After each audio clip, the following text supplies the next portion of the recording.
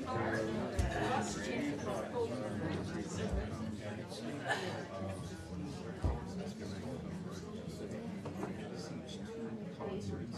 Peter, your dog hasn't been doing a very good job because there's ducks living in my pool. He got the ducks out today. They were there today when I got home. He went in at 1 o'clock. Ladies and gentlemen, I see that we have quorum, and I declare this regular meeting of council to be in order. You'll note on your agenda that we normally have in the past had an invocation, but because of a recent ruling by the Supreme Court of Canada, we will be dispensing with that until we receive further legal advice. So we will, in fact, commence with the singing of the national anthem, led by Councillor Papp, and I ask all that are able to please rise. Oh, Canada, our home and native land, true patron all, in all thy sons command, with glowing hearts we see thee rise, the true north strong and free. From far and wide, O Canada, we stand on guard for thee. God keep our land, glorious and free. O Canada, we stand on guard for thee. O Canada, we stand on guard for thee.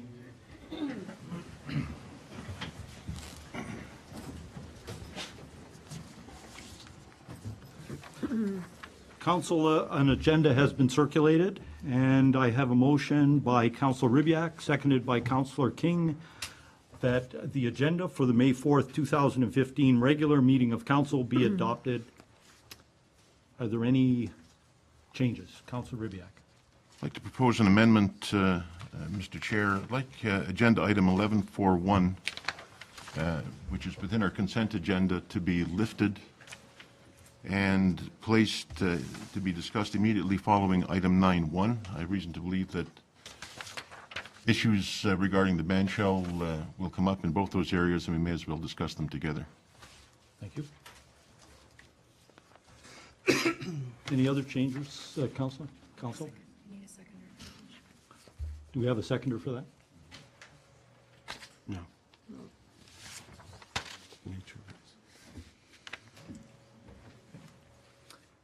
That falls off the table. Fine.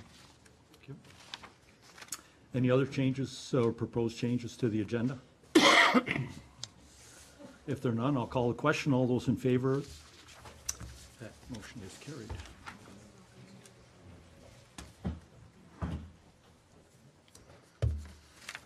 Thank you. Are there any pecuniary interests or conflicts of interest to the agenda that we are dealing with tonight? Mr. Chair.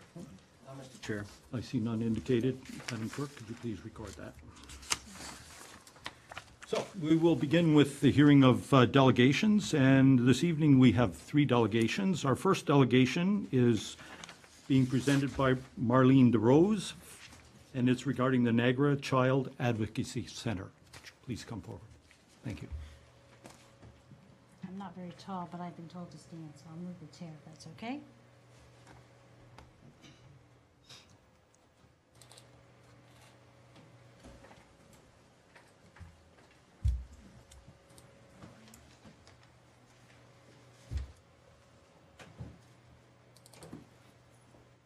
Okay, Andrew, you can come up with the machine.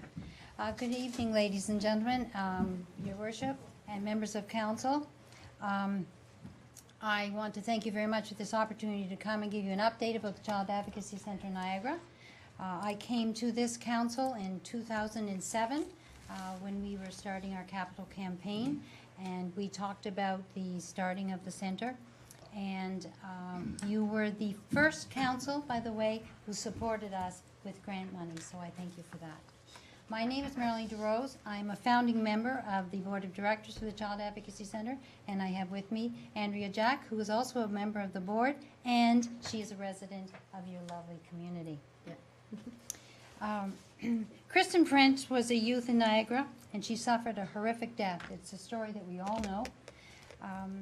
After her murder, the French family and a group of very devoted volunteers got together and worked many, many hours to develop the Advocacy Center, a center where children could go and disclose in a comfortable environment the horrendous issues that they experience from the abuse that they have received.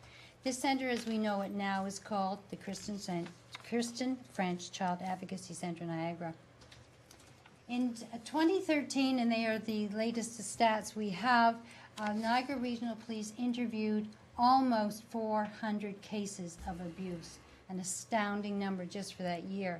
And these abuse cases related to a variety of types, sexual abuse, physical abuse. There were a few cases where there was attempted murder of a child, cases of neglect where the caregiver simply didn't provide the necessary sustenance to maintain a child's life. And an ever-increasing number of incidents of internet luring and child pornography the police are dealing with at this stage. Since we opened in September '08, 1,900 of the youth in Niagara have been interviewed at the center. That's how many cases we've had to deal with. And at the center, after the interviews take place, and the child has had an opportunity to disclose the details of their abuse, they are in a position where they will receive excellent support from our counseling staff. When I see the pie charts that talk about the types of abuse, you can see that the majority of the abuse cases are of a sexual nature. 60% of the cases are child sexual abuse, and the other large group, of course, is the physical abuse, coming in around 34%. And you can see the other things that I mentioned are at 1%, and they add up to the total. I think what astounds me and just makes me heartsick was when I look at the stats for the ages of those children who have been interviewed. 20% of those children, which is approximately 380 of those children, are between the ages of 0 and 5. It's astounding to me. 26%, or around 490, of those children are between the ages of 6 and 10. And the large group are between the ages of 11 and 15, and that group is just about 700 children. So those are our kids. Those are our kids from Niagara that have had to deal with these kinds of issues of trauma in their life. Okay, bring up the next. How are we made together as a team? Well, we consist of 4 parts. We have Niagara Regional Police, and those services, they have a special sexual abuse assault team, and they work out of our center. They don't live at our center, but they do the interviews at our center. And their role, of course, is to determine what evidence is available and whether or not there are going to be criminal charges that are going to be made against a perpetrator. Our second partner is Family and Children's Services, and of course their role is to determine whether or not the child needs protection directly, whether they should be removed from the home or whether someone from the home needs to be removed in order to protect the child. Third is the Family and Family Counseling Center. They work out of our center as well. They also go out to the various communities and will do some of the counseling. The thing that we need to know is that when a child does come to the center, they do not have to go on a wait list. They are provided with counseling and support immediately, as is the family members who are not involved with the abuse. And the fourth partner is the Kristen French Child Advocacy Center Family Advocate. And the advocate's role is to make sure that the post-investigative support is offered to the family.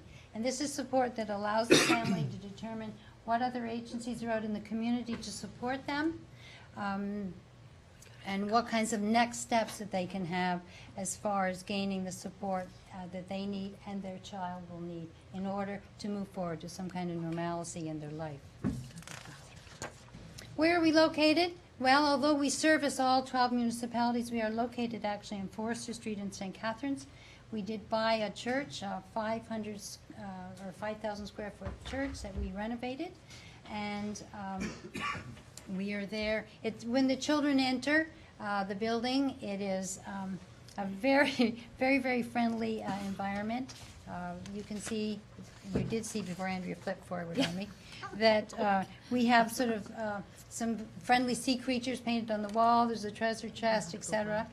We've been able to actually update the rooms and modernize them through a grant that we received from the Attorney General's office. And we now also have a room that's being designed downstairs for young mums. We have a change table, a very private washroom, etc., so that when mums are there with their very young children, they also have a place that's appropriate for them to use. It's important for us to remember that the primary goal of the Child Advocacy Center is to ensure that the child disclosing abuse is not further victimized by the process. In the past, Andrea and I both have experience in the school system. We would know that many of these children who disclosed abuse would have had to tell their story 6 and 7 different times. Sometimes at the school, at Family and Children's Services, then at the police station, then with a counselor. So what we've been able to do at the center is to provide an environment where a multidisciplinary team, police and Family and Children's Services workers, are trained together and do the interviews together so that the child has to tell their story once. Those interviews are videotaped, and in most cases, not all, I'm sorry to say, but in most cases, the videotape is accepted as evidence at court. But that will be determined by the prosecutor. Okay. The types of things that happen, you can see we work, it's a joint investigation to reduce the trauma and again to help the family navigate the system. Our goal to ensure that the child feels safe, because a child who feels safe will be able to speak about the issues that they've been involved with. They have immediate support again for the non-offending family, and there is no cost and no wait for the counseling. And I've repeated those because they are critical pieces. Again, provide follow-up and long-term support from our services. We've had children that have come and families that have come back to us after 5 or 6 years. They've just discovered that they need more support, and we've been able to provide, through our funding, counseling for those families a second and third time. Okay. We've developed a few programs in the community. We have one in particular called Teen Connect. It is a program presentation that we do for students in grades 7, 8, and 9. It talks about the Advocacy Center, the role of the center, the role of Family and Children's Services, the role of the police, the role of the Crown, and why it is important for children to disclose if they are suffering from some form of abuse or if they know some other child who is suffering from abuse. Because what we do know from statistics is that if it's happening to you, in all likelihood, it is happening to others around you. Why are we leaders in this field? Well, as I told you the first time I came to present to you, we were the first. Little Niagara region was the first in the country to develop a child advocacy center that was a standalone organization outside of Police and Family and Children's Services. Although they were our partners, we were a standalone building. The child never did have to go into a large bureaucratic building. Now there are 4 in Ontario, and there are 4 others in Ontario that are in the process of developing. They have received some federal money, and they are in the process of getting their centers open with their partners. Across Canada right now we have 24, a mix of those that are already open and those that are in the process of opening. So that's fairly significant. One of the things that the Christian French Child Advocacy Center is recognized for is the fact that we initiated the Ontario network. In other words, we called and joined together various members of the community from around the province who were interested in finding out about child abuse, prevention of child abuse, and response to child abuse. And we have been putting together a proposal to take to the federal government, or not federal, I apologize, the provincial government, because that's where we believe our funding should come from. We have no government funding at this stage, but we continue to work on that. I have put a slide in to show you what our yearly budget needs are, and I am proud to say that we just about have our mortgage down to $69,000 when it was at like $600,000 in 5 years. I think that's something that we should be ringing the bell of celebrating on. And you will notice as well that we have a fairly substantial contingency fund, which we add money to every year, just to make sure that we are sustainable. And you'll see events, publicized. We actually used your website to publicize our last event, which was at the old Kernahan Park. We did a build for the kids. Excellent. The last thing I want to mention, because it's local, we took the initiative to bring together from across Niagara the various agencies and organizations that are interested in or offer programs about child abuse and awareness and prevention and response. And we did a gap analysis. We looked at all the programs that are presented, who presents them, how you access them, where the gap was, and we have now determined where the gap is and how we're going to fill that. And that will be a collaborative effort. We will not do that alone as the Child Advocacy Center. 3 or 4 agencies are joining together across the region to make sure that there's no duplication of services. So what is our goal? Our goal is to achieve sustainable funding from the provincial government, and we exist because of the generosity of the Niagara community. And I want to thank you for the part that you've played. You respected our initiative when we brought it to you. You have supported it financially. You have supported it ethically and philosophically. And I wanted to come this evening to update you on that process, because it's one way you can pat yourself on the shoulders. So we say thank you on behalf of the children in our community. Thank you very much. I'm here to answer any questions if you have any. Thank you for your very thorough presentation and for the great work that you and your group do. I wonder if any member of council might have a question for our presenter. Through you to Mr. Mayor, Deputy Mayor. Do you have any affiliation or work with Pathstone? Not directly. They have their own, they have the mental, certainly they're responsible for most of our regional mental health issues and support, but the Family Counseling Center, which works actually throughout the region as well, is the counseling service that we use in our center. The reason I ask that is, they're constructing a brand-new building on the NHS site. Yes. And they are expanding the services of mental health for children and young adults across the board. So something I'm involved in another area and curious. And yes, I do remember when you came here many years ago, and we did support you. Yes. In fact, you were considering opening it here. We were. I have been, and I say this to the general public, I was there along with my colleagues a few years ago when you bought the building in St. Catharines, and it is truly very, very comforting. It's not what you think it is. Yeah. But there's no question the work you've done has been outstanding, and it's definitely, the money that you are asking for, is this money that you showed, the 370, is that your annual operating budget? Sorry, Mr. Mayor. That's fine, Mr. Yes, Councilor Pat. yes. That's your annual operating budget, and It you is. raised that through? Mostly through fundraising. We have a few Events. grants Right. and events, and we have been well supported by our foundations around the region, the various family foundations, and so we There's continue a to golf work hard. tournament coming up in June 8th at Penn Lakes, that through the Niagara Regional Police. And, if you can support that, put a foursome together, and we get proceeds of that. There's also an event coming up, a car rally, and we are also doing, anything in October is Child Abuse Prevention Month. With facts, and we also have Golfing for Kids, the Title S Right. tour that's in Niagara.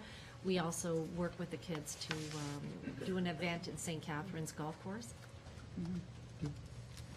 Sorry, And that's the most just, important thing there too, is please, if people even think that children are, you know, a family's in crisis, don't think you need to figure it out first. Call, tell people everywhere you know, just call.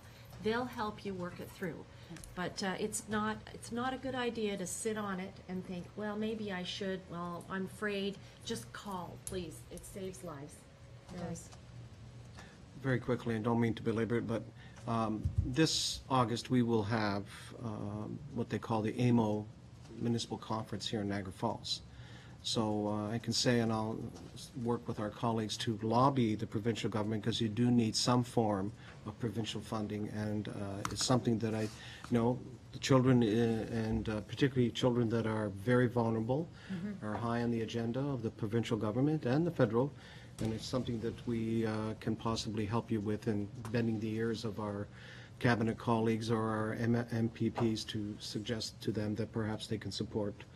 And I see this as non-parochial. I mean, and I know Councillor Beatty works with the prosperity initiatives. We do a lot of work at the region, and I'm so pleased because this has taken off and has helped many families that we don't realize how many families have been helped by this service. So thank you so much. Our organization helps others, as Marlene said. We're now sort of, Ontario is looking to us for leadership too. So Oh, yeah, exactly. So I think probably one of my main requests of you tonight is know about the center, talk about the center, you know, tell your neighbors, and be aware of the things that we do, and appreciate the work that you've done. Thank you very much. Thank you, Mr. Mayor, for the latitude. There's no further questions? We have a motion, Council, put forward by Councillor King, seconded by Councillor Durley. Be it resolved that the delegation information submitted by the Niagara Child Advocacy Centre be received for information. All those in favor? Motion is carried. Thank you again for your thorough presentation and the great work that you do. Please extend our congratulations to your group. We now have our second delegation for the evening from Bell Mobility Network, Mr. Ferdinand Staub. Welcome, sir. Thank you. And please proceed at your leisure.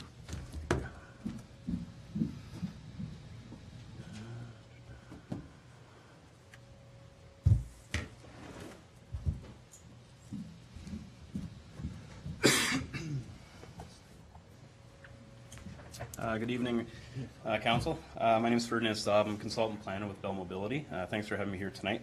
I'm here to discuss a proposal for Bell. They're looking at a proposal for a cell tower, as well as associated small cells that we'd like to place throughout Pelham.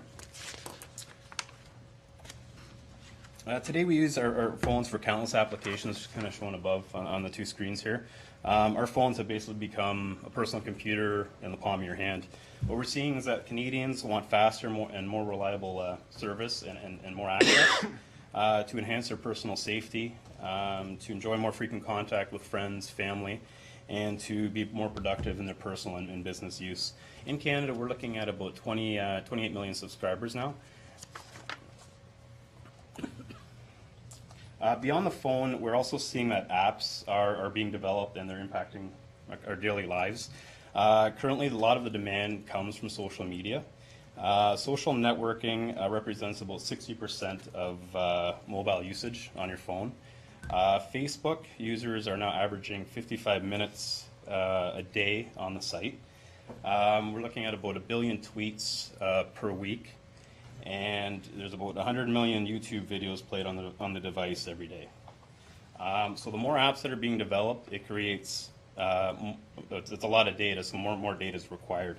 So everything's becoming connected, and we use that kind of term. When we connect devices, we call it the Internet of Things, or IoT. So basically what your phone's going to do, and I'm not sure if anybody has like home monitoring in their home, your device now can talk to a device in your home, and that's what we call the Internet of Things. So that's kind of what we're seeing now. In the future, we're also going to start seeing virtual reality, 3D gaming, more connected homes and connected vehicles. So that's kind of where wireless is going and the way it's headed. Consumers want availability, and it's up to the carriers to provide a world-class service so that consumers can use their devices.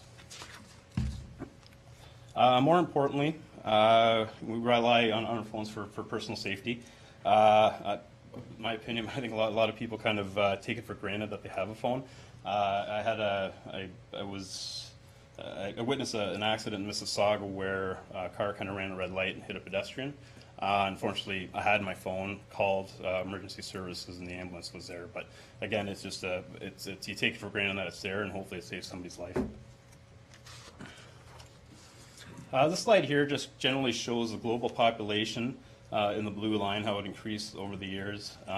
Fixed line subscriptions in the orange, and mobile subscriptions. The key here is to see how the mobile subscriptions over from 2000 and it goes up to 2020, how it has increased into like billions of subscribers. The carriers are kind of like struggling to kind of keep up with the explosive demand with networks that are coming to capacity. The way I look at it, it's like a pipeline full of water, and in order to decrease the water, you need larger pipes. So to create the larger pipe, cellular carriers would need extra towers or additional equipment to kind of improve service. A phone is a kind of very sophisticated radio. It's kind of like a walkie-talkie when you make a call. You make a call, it sends a signal up to the tower to an antenna. It may route itself through fiber, through microwave link to a mobile switching station. That within seconds links you up to another person that you're calling. When you look at the slide here, that geographic area in the blue is a general area where a cell site would cover.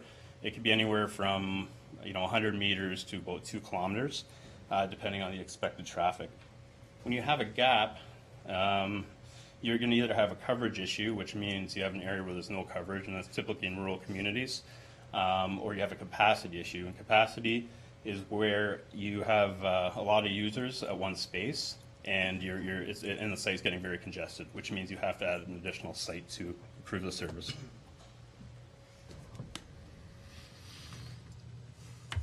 The circle there kind of represents Pelham, and where you can see the good coverage is in the blue, and those are where existing sites are. Marginal coverage and poor coverage is kind of the yellow and red. Keep in mind, there's not all the cell sites have been incorporated around Pelham, but for the most part, we can see that there's a gap right in Pelham that we'd like to improve service. When we add a site into the kind of blue polygon area, again, it just kind of fixes a gap and allows you to get your mobile data. And when we look at it from a perspective, and again, this is just a propagation map provided by RF engineers. When you put a site in here, it shows a lot more blue, which kind of covers your town, which means more reliable service.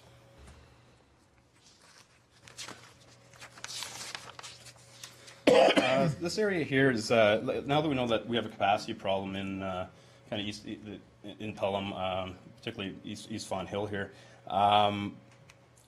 we have planners to kind of look at areas and see and try to determine where a good location would be for a cell site.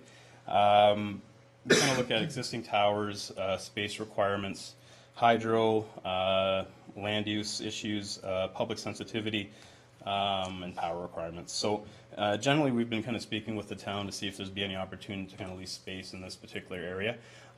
It's a lot more beneficial to kind of come in an area where it's not yet developed, opposed to coming into an area that's already been developed.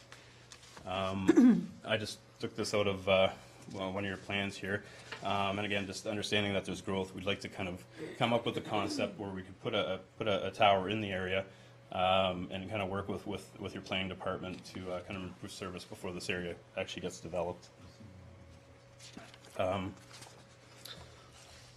This is a kind of a rendering of what Bell was kind of looking at providing the town. It's not like your typical cell tower, lattice tower with antennas on it. This here we're hoping that would kind of integrate into the urban fabric. It's a shrouded tripole with all the equipment inside. So the antennas are actually installed behind the shrouding, and the equipment's at the base. And we just kind of put some signage on it to kind of make it a little more appealing aesthetic. I should mention that there is another carrier that's interested in going on this tower as well. So opposed to seeing 2 towers, Wind Mobile is also interested in leasing space on the Bell Tower, which means it has extra capacity to put another carrier on it. And for future use, if another carrier comes on, that will also be able to accommodate 1 carrier. So rather than 3 towers, you have 1 tower that will accommodate all 3 carriers.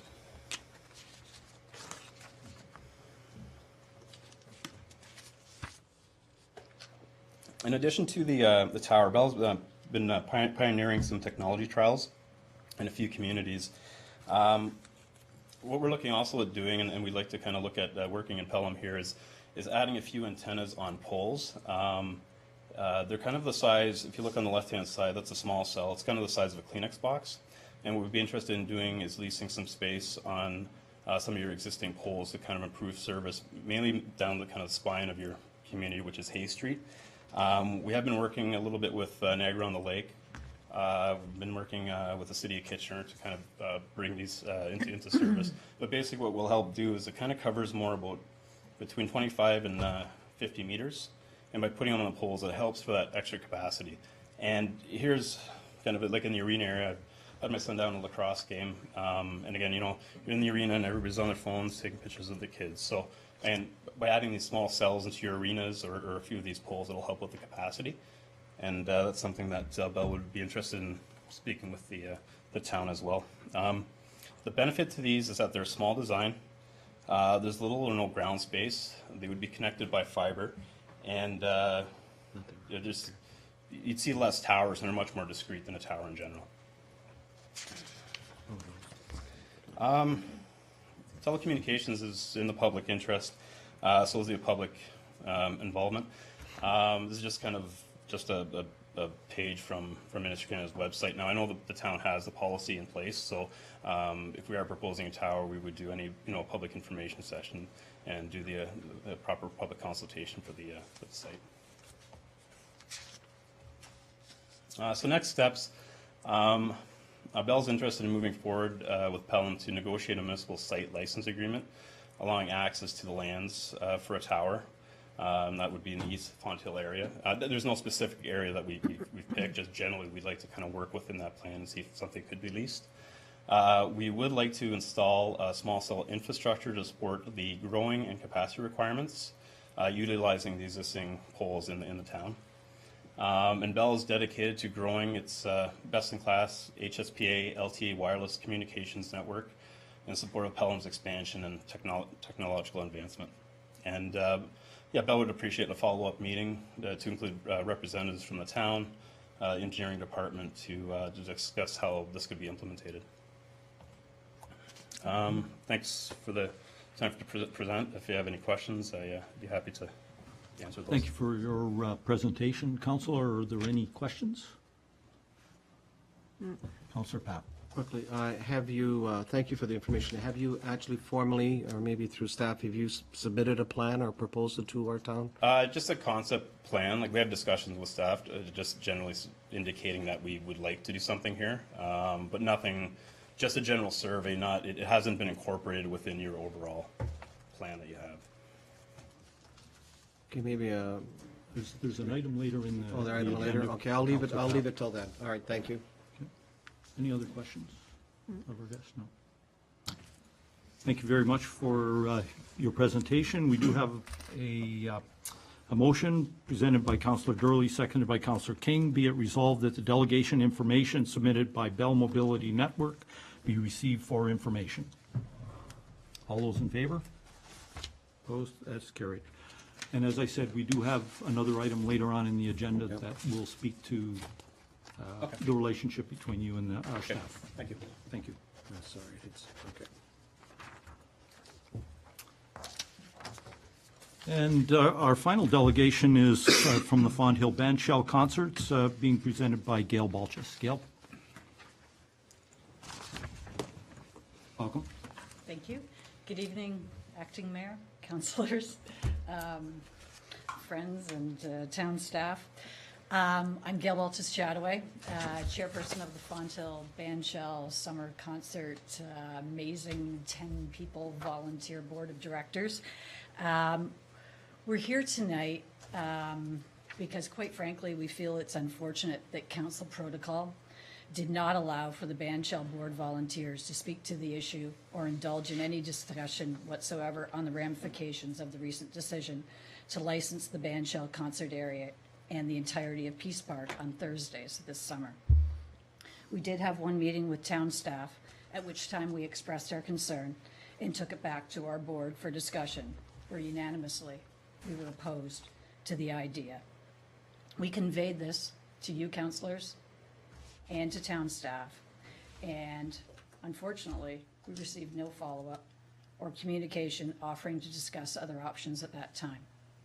We have since had a meeting with you last week, and we thank you for that, where we did have, hopefully, some open communications that we hope that we can continue to progress on. Frankly, we had no problem with the sale of alcohol in the supper market area last year. It offered our patrons a choice of having a glass of wine or cold beer with their meal, and we received no complaints from any of our patrons at the band shell that they could not bring their glasses into the concert area itself. We do, however, as we've expressed, have concerns regarding the expansion of the area. As you know, we've worked hard for 10 years. 10 years to create a place where people of all ages could come and enjoy quality, professional entertainment on a Thursday night. We wish it to remain a family-friendly venue, not one that's fenced in with limited access points. The 360-degree access to the entire park area is one of the things that made the feel of the concerts work. People could wander in from anywhere, enjoy the show, wander over to the farmers market and the new supper market last year. It also allowed easy access for people of all ages and physical abilities. We think that it also added to the small town quaintness that makes this venue so appealing to the so many that do come and enjoy it. We have only been able to bring the concerts to the Pelham community with the support of local businesses and the generosity of our patrons through our Bucket Brigade collections each Thursday. Unfortunately, given the change in circumstances that this council has voted for, several of our sponsors are now threatening to withdraw their support. They feel the change in ambiance is no longer a family-friendly, alcohol-free environment that they feel comfortable supporting. Frankly, I can understand. Some of you may be aware that last year, the wonderful organization that brings the Shores of Erie International Wine Festival held in Amherstburg, Ontario, unfortunately had a death due to alcohol consumption. And there, it's the sponsor of the event and the volunteers that have now been charged under the Provincial Liquor License Act in connection with that young woman's death. They're likely to be sued as well from everything that we've heard and read. So the concerns are justified on many, many levels. They chose to sponsor our event, the Fonthill Family Bandshell Concerts, for a welcoming, friendly night of music on a Thursday. Did anyone ask whether they wish changes to the event? Did anyone ask the bandshell or farmers market people how the changes might impact their events or impact the volunteer board of directors from the various groups that come to this? The fact that the farmers market wishes to include a winery to the market and sell bottled wine, not for drinking in the park, of course, quite frankly seems irrelevant to the discussion. From what we understand, the logic is that you cannot open a bottle of wine in the park that you've purchased at the farmer's market, but you can go to the town-sponsored supper market and enjoy a glass of beer or wine in that area.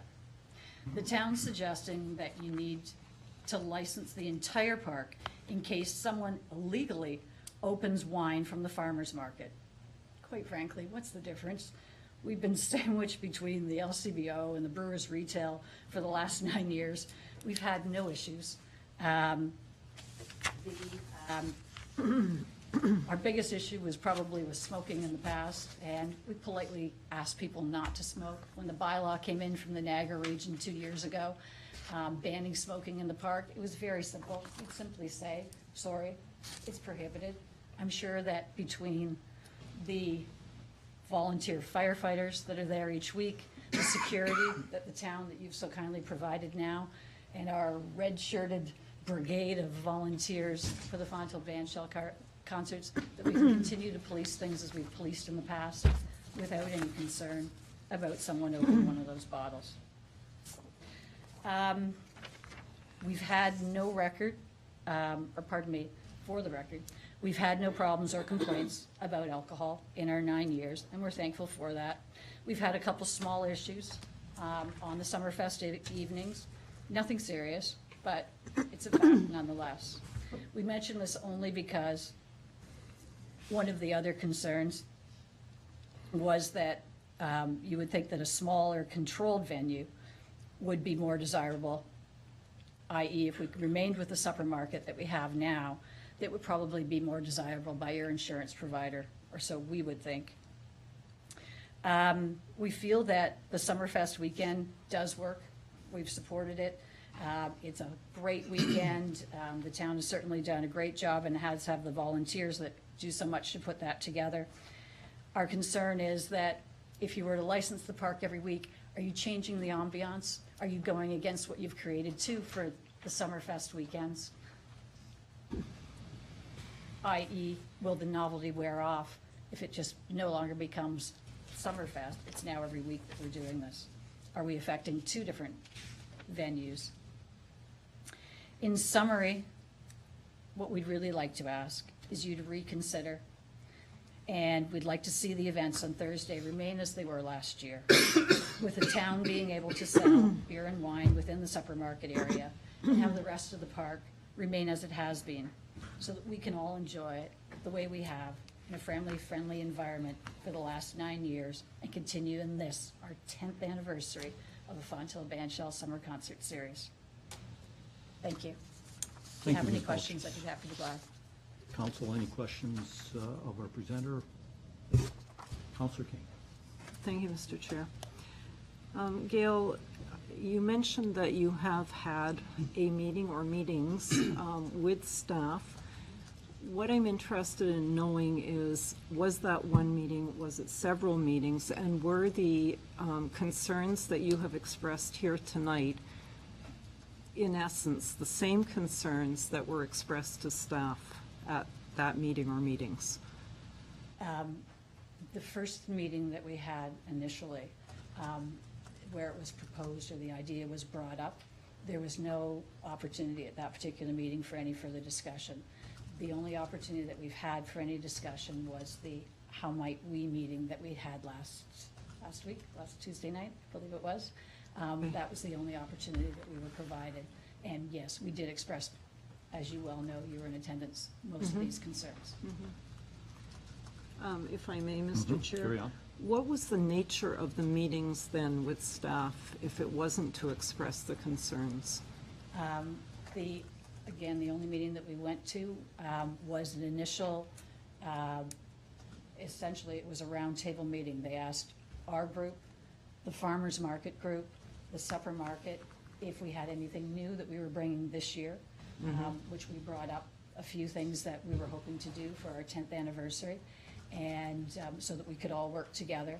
It was at the end of that meeting that the town staff conveyed that they were interested in licensing the entire park, to which I did express at that time, I was the only member of our committee at that meeting, that I was not so sure that that would be amenable or desirable by our board, and that I would have to take it back to our board of directors for discussion, which I felt was the only fair response. The farmers market at that meeting also expressed some concern, and to the best of my knowledge, did exactly the same as I did, took it back to their board, and then reported subsequently to town staff as to the results of their board decisions as well as ours. Okay, thank you very much. Quite welcome. Anybody else?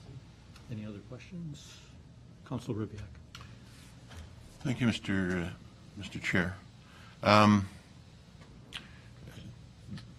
wonder whether, through you, we might ask staff to respond to the question of how many meetings there were, who attended, what was discussed, what generally the outcomes were. By all means, carry on. Well, through you, I'd ask those questions of staff, to whomever the CEO directs it to. Ms. Van Ravensway? Through you, Mr. Chair. We did have a meeting on Thursday, March the 10th, in which that was with all three activities. Fred Arbor attended on behalf of the farmers market, and Lee Atherton the supper market, and Gail for the concerts, as well as we had our two programmers, Sally and Jody, there. And as Gail indicated, we discussed the future of the 2015 operation. We also had another meeting on April the 14th, after council received the correspondence from the Band Shell Committee, as well as staff received the correspondence from the farmers market. And at that meeting, Fred Arbor and Stacy Duncan on behalf of the farmers market attended, Lee Atherton for the supper market, and again staff and myself. Unfortunately, Gail could not attend, and no one else from the Band Shell Committee were able to attend. We had another meeting on Monday, April 20th. It was a specially called meeting for the Band Shell Committee because they couldn't make the meeting on the 14th. And Gail attended, Gail Levi attended, David Swan and Jill Kappa. Excuse me. The Director of Corporate Services, Carrie Pupo, and myself were at the meeting. Basically, staff discussed the letter of request, and each request we went through the Peace Park grading improvements, power inspection, the street banner, co-promotion, use of the council chambers as a dressing room, the parking plan, as well as licensing of the park and the permissive grant financial information. To our knowledge, the meeting went very well. No one indicated objections to what was being proposed. They understood the reasoning, and the meeting was cordial, and at the end of the meeting, everyone left with the impression that there were no issues. And that's, so in actual fact, we met twice with the Band Shell Committee. Am I allowed to respond? So, Mr. Chair, I'm given to understand that there was not one meeting, but two meetings, and they were prior to our decision on April 20th, and that the information brought to us by staff that the meeting that had taken place earlier that day, at which opportunities were provided to discuss the plan, had been presented, and so the information we received that night, that in fact those meetings had taken place, and that there wasn't a great level of objection, if any, provided, was accurate information for us. I'm bothered by the fact that the report that we're being given now says there was one meeting when really there were two, and that in fact there was that opportunity in advance to get the ore very thoroughly in the water and give this thing a stir. So that just bothers me, I guess, because what we're being asked is to rescind or to turn over a decision that we made, and I think I'd be very interested in understanding thoroughly why we would need to do that. And Councilor Rybak, we'll debate that later in the Yes, meeting. we will. I'm This sure you is will. not the right place to do that. Do you have any questions of our presenter that I'd be more might than happy to allow her to clarify, Mr. respond? Councilor Rybak. Hang on, Gail. Sorry, sir. Well, you've indicated a wish to clarify that. Was there one meeting or two? So with all due respect, there was a meeting called. We were notified 24 hours before the April 14th meeting. Unfortunately, I was out of the country on business at the time, and due to flight times and everything else, I did not have phone access. The last meeting was not pertaining necessarily to the licensing of it, but we had submitted a letter of request to the town for a number of things, and that's what was discussed there, which wasn't necessarily anything to do with this licensing.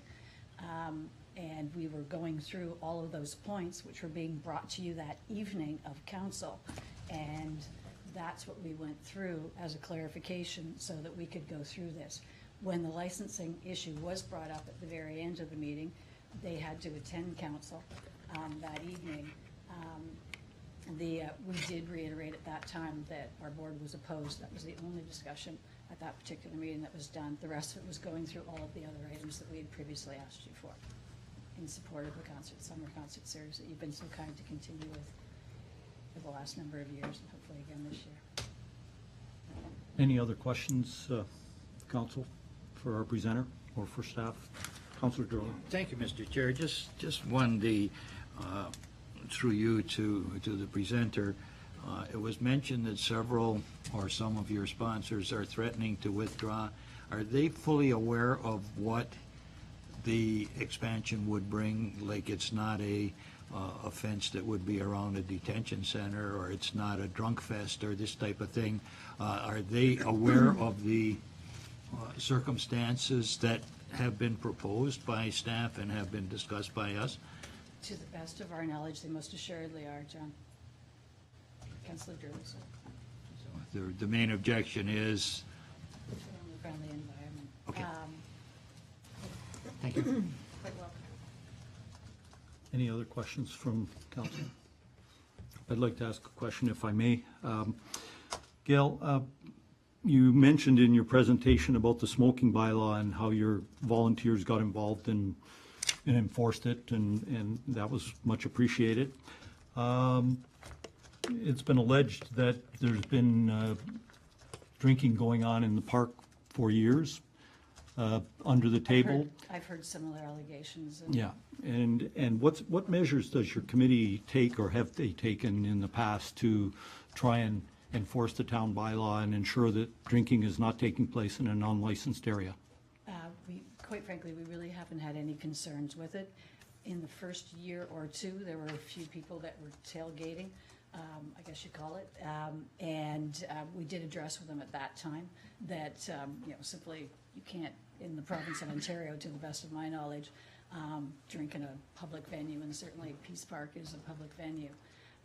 But really beyond that, we haven't had a lot of concerns or issues. We're certainly aware of everything. We're walking through the crowds throughout the evening and certainly trying to maintain, again, a family-friendly venue. And if we were to see anything of that nature, we would draw it to their attention, but it's obviously prohibited and I suppose against the law. As a follow-up, does your group recognize the responsibility that they have when they're a user of the park to be after that sort of thing and look after the fact that the bylaw restricts that? Most assuredly, Councillor Kersey, we do everything we can to respect that park, right down to picking up every last piece of garbage before we go home on Thursday nights. Thank you. Anything else? Sorry, sir, I can't acknowledge you from... Okay, we have a motion at this time. As you know, there will be further debate on this matter later in the agenda. Motion by Councillor Durley, seconded by Councillor King. Be it resolved that the delegation information submitted by the Fonthill Bandshell Concerts Committee be received for information. Discussion? All those in favor? Motion is carried. Thank you.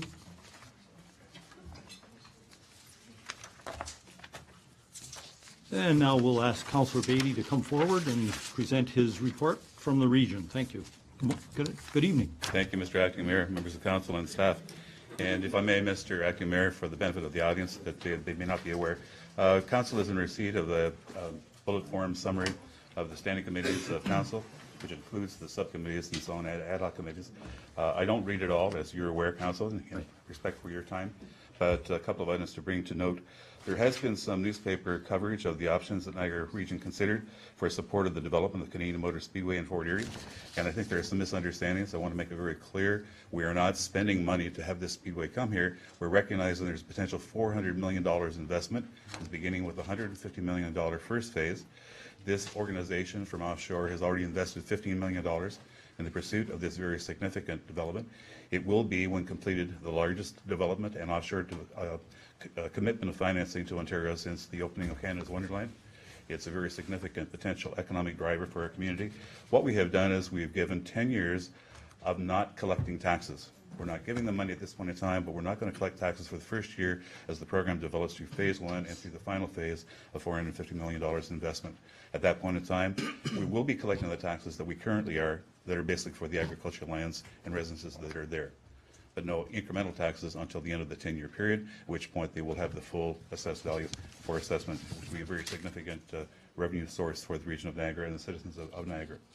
Second one I want to mention is just simply because there has been some discussion, debate in terms of value, and that is under the Public Works, the award of the contract for the elimination electrical retrofit of Main Street Bridge over the old Welland Canal in Welland. It's close to $500,000, and we are partnering with the City of Welland. City of Welland has yet, I believe, to finalize their vote as to whether or not they're going to proceed with that, but it will be a very significant attraction in terms of the City of Welland, in terms of illumination, very similar to our arches, but on a larger scale, obviously. The last thing I want to note is that there's a verbal update. Last Thursday was council, this report was written prior to that. The only thing of note is that we did pass by a 14-11 vote that we can start the next council, and we did this past council with a moment of silence rather than an invocation. The only problematic issue with that was an action vote for next council's meeting start, but to pass it as a bylaw in terms of procedural bylaw, it will require a 2/3 majority. It will require far more than the 14-12 vote that it received at the last meeting. And like this council is doing, we're waiting for, I think, consideration of what happens around the province in response to the ruling of the Supreme Court on this matter. My report, sir. Thank you, Councillor Beatty. Council, any questions? Councillor Durley. Thank you, Mr. Chair. Through you to the presenter. The region has chosen to exempt them from taxes for that period of time, as you suggested. 10 years. That's the regional share? 10 years. Okay, and the town of Fort Erie has the option to do that as well, or, and again, I suppose you can't speak for the town of Fort Erie, No, but. I can't. So the regional portion is all that you've dealt with? Yes. Okay, thank you. Any further questions? Just for clarity on that point, is the exemption in full for 10 years, or is it like a CIP program where it's phased in over 10 years? In full, there was discussion from some councillors that they wanted phased 100% first year, 90%, 80/70, but the decision majority was that it would be a full waiver for the 10-year period. Thank you. If there's no further questions, I have a motion by Councillor Ribbiak, seconded by Councillor King. Be it resolved that the report submitted by regional. Mr. Chair. Sorry, Councillor Papp. No, I just quickly, I'm glad you clarified that, because I know that whether people understand, well, I'm sure they'll understand, the general public, you're right, this is the largest project, will create thousands of jobs. As a person that is, and I admit it, I'm a fanatic of NASCAR, and I've been caught, no, I can't say that, driving that quickly, but I think you'll discover that this particular design and what they were attempting to do here, and hopefully we'll have a shovel in the ground, that people will be excited about all the offshoots of what this produces. And I've been to many of the venues throughout the U.S., and it's more than just racing. It's about a whole industry that is created. So I congratulate the region, and I understand the town of Fort Erie did approve in principle to move ahead with the project. So congratulations, and I appreciate that. Should support that by saying, yes, it is a 65,000 seat capacity stadium, and they are already in discussions with the NHL for an outdoor game. That's one correct. or more teams that might That's be correct. of interest to Niagarans. Thank you. Okay, so we'll go back to the motion by Councillor Ribbiak, seconded by Councillor King. Be it resolved that the report submitted by Regional Councillor Beatty dated May 4th, 2015 be received for information. All those in favor? That motion is carried. Thank you very much. Thank you, Councillor Beatty. We'll move on to dealing with the adoption of minutes. I have a motion by Councillor Junkin, seconded by Councillor Durley. Be it resolved that the following minutes be adopted as printed, circulated, and read. 1, C-14-2015, regular meeting of council, April 20th, 2015. And number 2, C-15/2015, special meeting of council, April 28th, 2015. Any discussion? If not, I'll call the question. All those in favor? That motion is carried. We'll now move on to business arising out of the special call meeting of, I believe it was the 20th. And we have, oh, pardon me, 28th. And is there a motion here? Through you, Mr. Mayor, the item on the business arising is to discuss the ideas generated at the April 28th meeting, creative problem-solving process. Thank you very much, Madam Clerk.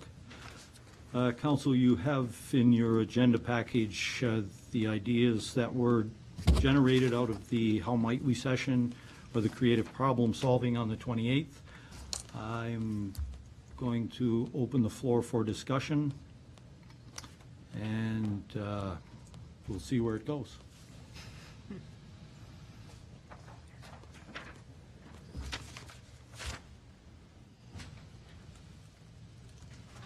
there any discussion around those points? Councillor Papp, I saw your hand. Yes, thank you, Mr. Chair. In light of those discussions, I'm prepared to put forward the following motion, and seconded by my colleague, Councillor Junkin. Be it resolved that Resolution C 201-50420-1013, which was approved at the regular meeting of Council held on April 20th, 2015, as amended, be and is hereby rescinded, and that the following motion now be considered in its place.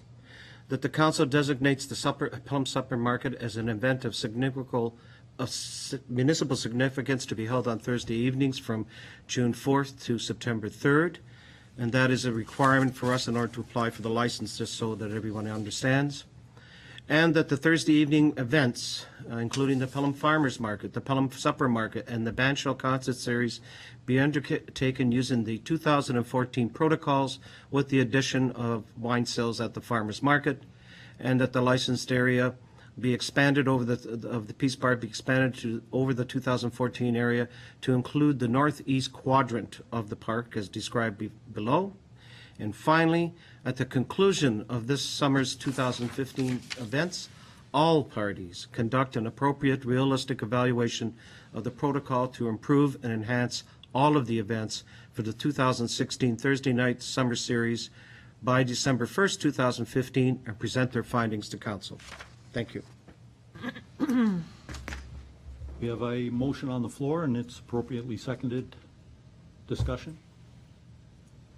You want to speak to your motion, Councillor Papp? Well, basically, in a nutshell, we're going to, we have listened to everyone. We understand all the concerns, and we certainly have built upon successes with the supper market, the concert series, along with the farmers market, and I think it's appropriate for us to just take incremental steps as we did last year, build on those steps, and allow some small improvement to the supper market and not license the park.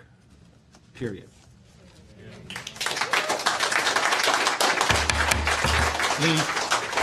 If I may add, and finally, if I may add, Mr. Chair, I did have the chance. It talked about a public survey.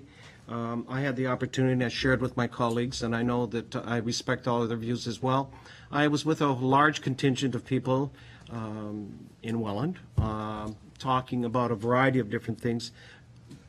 Large number of those people come here to the concerts and have been coming to these concerts for a number of years, and they as well felt similar to myself that, you know, keeping the family venue, keeping it, building on what we've been doing over the last number of years, and having an opportunity to improve that dialogue and those kinds of communications, and more importantly, the delivery of that particular program and services and those in the summer series they would be very much in favor of. And quite honestly, I think we are moving towards enhancing, strengthening it, and I'm hoping that this is something that we can put behind us and work through this summer, and then sit back down with all the groups and look at what worked, what didn't work, what we can improve, because there's a lot of other things that are going to be changing here in the next 12 to 18 months, and we need to be ready. And I think I'm just offering this particular, how can I say, hopefully a diplomatic approach and a compromise to what we're trying to achieve here. Thank you. Councillor Ribiak. Thank you, Mr. Chair. I'm not going to support that motion, and I have a couple of reasons why, and I'd like to explore them. First of all, I have the greatest respect for my colleague. I know that whenever he puts forward a motion, it is with a great deal of thought and a great deal of conviction, and I respect both of those. Indeed, Mr. Chair, I would say that any comments that I would make are not reflective of the tremendous respect and appreciation that I have, and I think that all of council has, for the great work that was done by the Fonthill Concert Committee, Banshell Committee, in providing for the last 10 years tremendous benefit to the town. So I make the comments that I'm going to, not out of any sense of negativity either toward the mover of the motion or toward the Banshell Committee or the great work that it's done over all the years. I guess that the first reason why I would have difficulty supporting that or would not be able to support that motion is that we've heard, I guess, a warning bell, and it's very hard to unring a bell or to pretend that one didn't hear it. If the fire department was to hear an alarm, they either respond to that alarm completely or ignore it completely. They don't deal with a fire by rushing halfway there and stopping and saying we put in half the effort.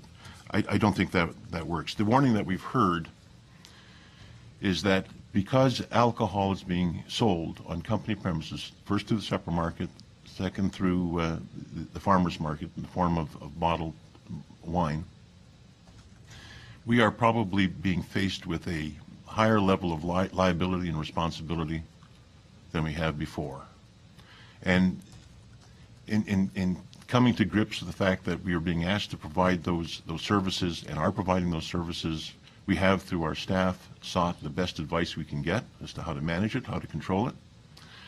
And the advice that we got was that it would be best, most efficient, easiest if we were to control the entire park, because people would have access to the entire park, and if anything were to occur there, we would have that level of liability. So you hear that, and you either respond to it completely, or you ignore it.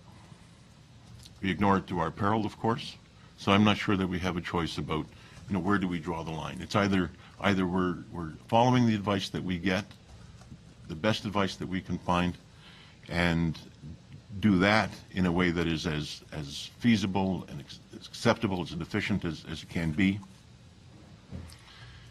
And we put that forward, make our best effort. So I would say, sir, that it would be that the decision we took was the right decision. And what we're hearing doesn't provide us with a whole lot of support for why we shouldn't do it. We've heard the warning, we ought to respond to it. So that, I guess, is one. And the other is that I'm not sure about this argument that has been made, certainly in every communication that has been provided to me on this subject, and with which I have difficulty reconciling in my mind, and that is this notion of family values. I'm not sure that the responsible and legal use of alcohol and some notion of family values are that mutually exclusive of one another. I think in our society, the two have gone together, not just locally, but throughout all of our society and for millennia. I'm not sure that the argument that, gee, family values means that the responsible and legal use of alcohol should be excluded makes a whole lot of sense to me. People find lots of opportunities to have their families involved in activities in which alcohol is present. They do it at home. They do it at virtually every restaurant that there is in the area. They do it when they go to ball games or to the hockey game. Throughout our entire society, the two mix. And the two mix well. The only issue is one of control. So I'm not sure that the exposure of families, and I think when people talk about family values, they're really talking about what kind of example are we giving to young people and children.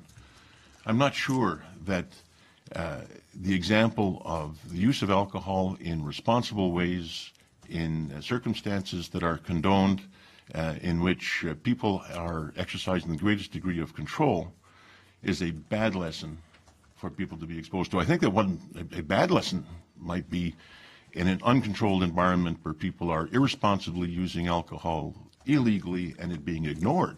That I would consider to be incongruent with a notion of family values and an appropriate thing to demonstrate to young people. So, frankly, the motion that we took to license the park, I think, makes a great deal of sense. I think it provides an environment, a greater opportunity for providing a safe environment for people to come and enjoy the concerts in, regardless of the extent to which people are using alcohol. I don't mean that to a great extent. I mean that they're able to purchase it and consume it openly and legally and in a controlled way. That is not incongruent with family values. And then again, as I said at the outset, this is a response to the best advice that we've got as to how to maintain the town's assets and to keep ourselves liability free. The mover, Councillor Papp, has often articulated in this chamber the notion that we ought to inoculate ourselves to the greatest degree possible against any repercussion. And I agree with him. And I've been sold on that notion many times in the few years previous to this. And I think that this is an area in which that needs to be applied. So I won't be supporting this, Mr. Chair, and those are my reasons. Thank you, Councillor Ribbiak. Councillor Durley, I saw your hand. Thank you, Mr. Chair.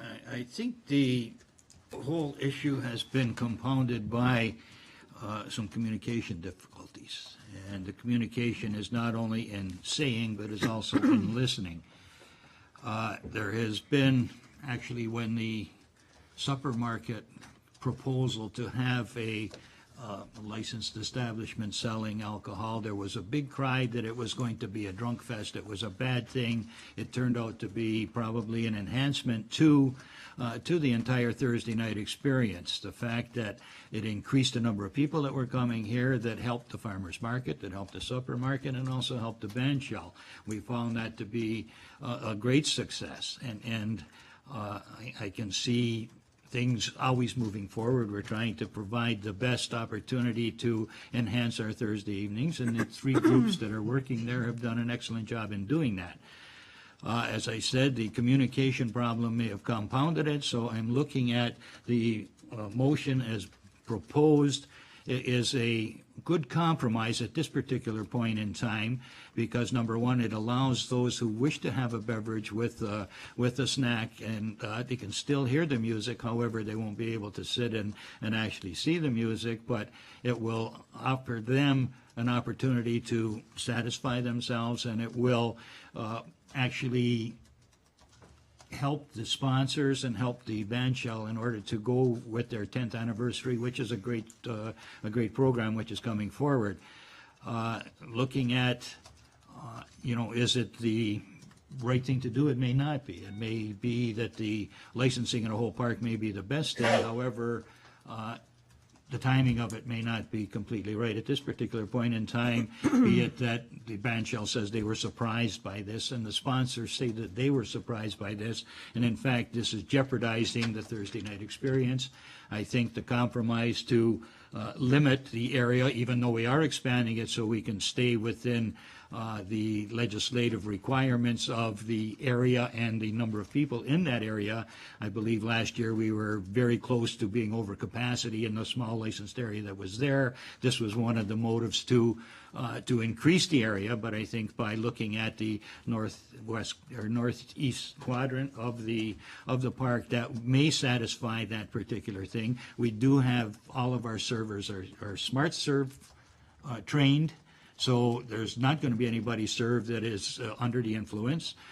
There is security around to see that anybody who may start getting out of hand will be asked to control their emotions and control their things. So I think that in order to see that everything goes well again on the Thursday night experience, which is province-wide, actually. I talk to people all over the place, and there's always a mention of Thursday nights in Pelham, and certainly it has put Pelham on the map, and the volunteers that have been doing all this are very much responsible for bringing this great event to Pelham and having the recognition that we are getting. So I will support this, and looking forward to getting together with the groups after this is all over and coming up with something that we can actually look to sponsors and look to all the groups and say, what could work? This is what we're looking at that may be needed. How can we accomplish this without making people think that they're being fenced in, or without the danger of somebody abusing alcohol and causing some problems? So I think going as we have been going is, to me, the answer, and I applaud the initiative of my colleague for bringing this proposal forward. I am in a position that I can support this. Thank you. Thank you, Councillor Gurley. Councillor King. Mr. Chair, I guess first of all, I'll preface what I'm going to say with two comments. One, I'm a Libra, so I have to be the balance in this situation. And secondly, far be it for me to say where people should or shouldn't consume alcohol. Because I am the balance, astrologically, coming out of the How Might We session and listening to what the members of the Bandshell Committee had to say, I had my reservations and I had my concerns, but my belief at the end of it was to come to a compromise.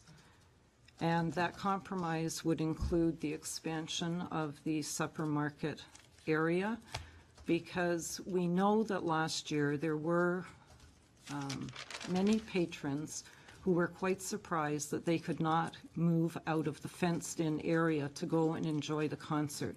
So on one side, we have the family-friendly atmosphere where I think we all know that there has been alcohol consumed for a very many number of years there. We have had no issues, truly. But those people have the choice to either go to the supper market and consume alcohol and stay within the corralled area and not enjoy the bandshell, and vice versa. So given that there seems to be some gray area surrounding what was said, what was discussed, what was the understanding coming out of the meetings with staff, I believe that for this year, even though council made the decision at a previous meeting that we would go ahead with the whole park being licensed and having a monthly review of the situation so that we knew where the problems were, where we could pull back, et cetera, et cetera. I can't help but agree at this point, because there is some cloudiness surrounding some of the communication that has gone on, that the best arrangement for this year is to expand the supper market area so that those people may also enjoy the bandshell without the whole park being licensed. Thank you, Mr. Chair. Thank you. Councillor Jungan. Yes. Just like to say that I agree with everything that's been said. The reason the town took this stand was a liability issue. It never did have anything to do with turning it into a booze fest. No one ever wanted that. The liability issue is still going to come back. We're going to have to discuss it. The reason I'm with Councillor Papp on this is because we brought it in at the last minute. The bandshell organizers had gone on all winter long on the premise that we weren't going to have it regulated, that we weren't going to open it up, and I think you have to respect that. But bottom line is, and as far as the liability issue, because we have such a good record for the last 10 years, I think that the chances that we're taking to do it in one more year are going to be negligible. But the bottom line is that we have been advised by people smarter than us, that it is in the town's best interest. It's not just us, but the town is, the best interest is to license that whole area. And I think that's probably one thing we're gonna have to look at. And no, it's not gonna become a drunk fest, but it's what we have to do to protect ourselves. Thank you. Thank you, Councillor Junkin. Colleagues, I'm going to take the liberality of making my comments now. I think everybody's had their turn. Change chairs. No, I'm not making a motion. I'm just going to speak to the motion. Councillor Papp. And I am allowed to do that under our procedural bylaw? Yeah. Okay. I, like my colleague, Councillor Ribyak, will not be supporting this motion. And it is in no way a reflection on the work that the Ban Shell Committee has done. We all acknowledge the fact that the Ban Shell Committee their performance has been exemplary. They've done a great job. They've brought notoriety to our town, and all of our citizens and the surrounding neighbors enjoy it each and every Thursday. However, I do have similar concerns to my colleague, Councillor Ribyak. We have a user group, which is not a committee of the town. It's a private, not-for-profit corporation that is being supported by the town and are given the use of the Ban Shell on Thursdays during the course of the summer. We all are aware of the fact that alcohol has been consumed in the park long before the licensing issue ever arose. And it's my opinion that the committee has done little or nothing to support or to enforce the bylaw, which is established by the town, and that there should be no alcohol consumed in a non-licensed area in a park.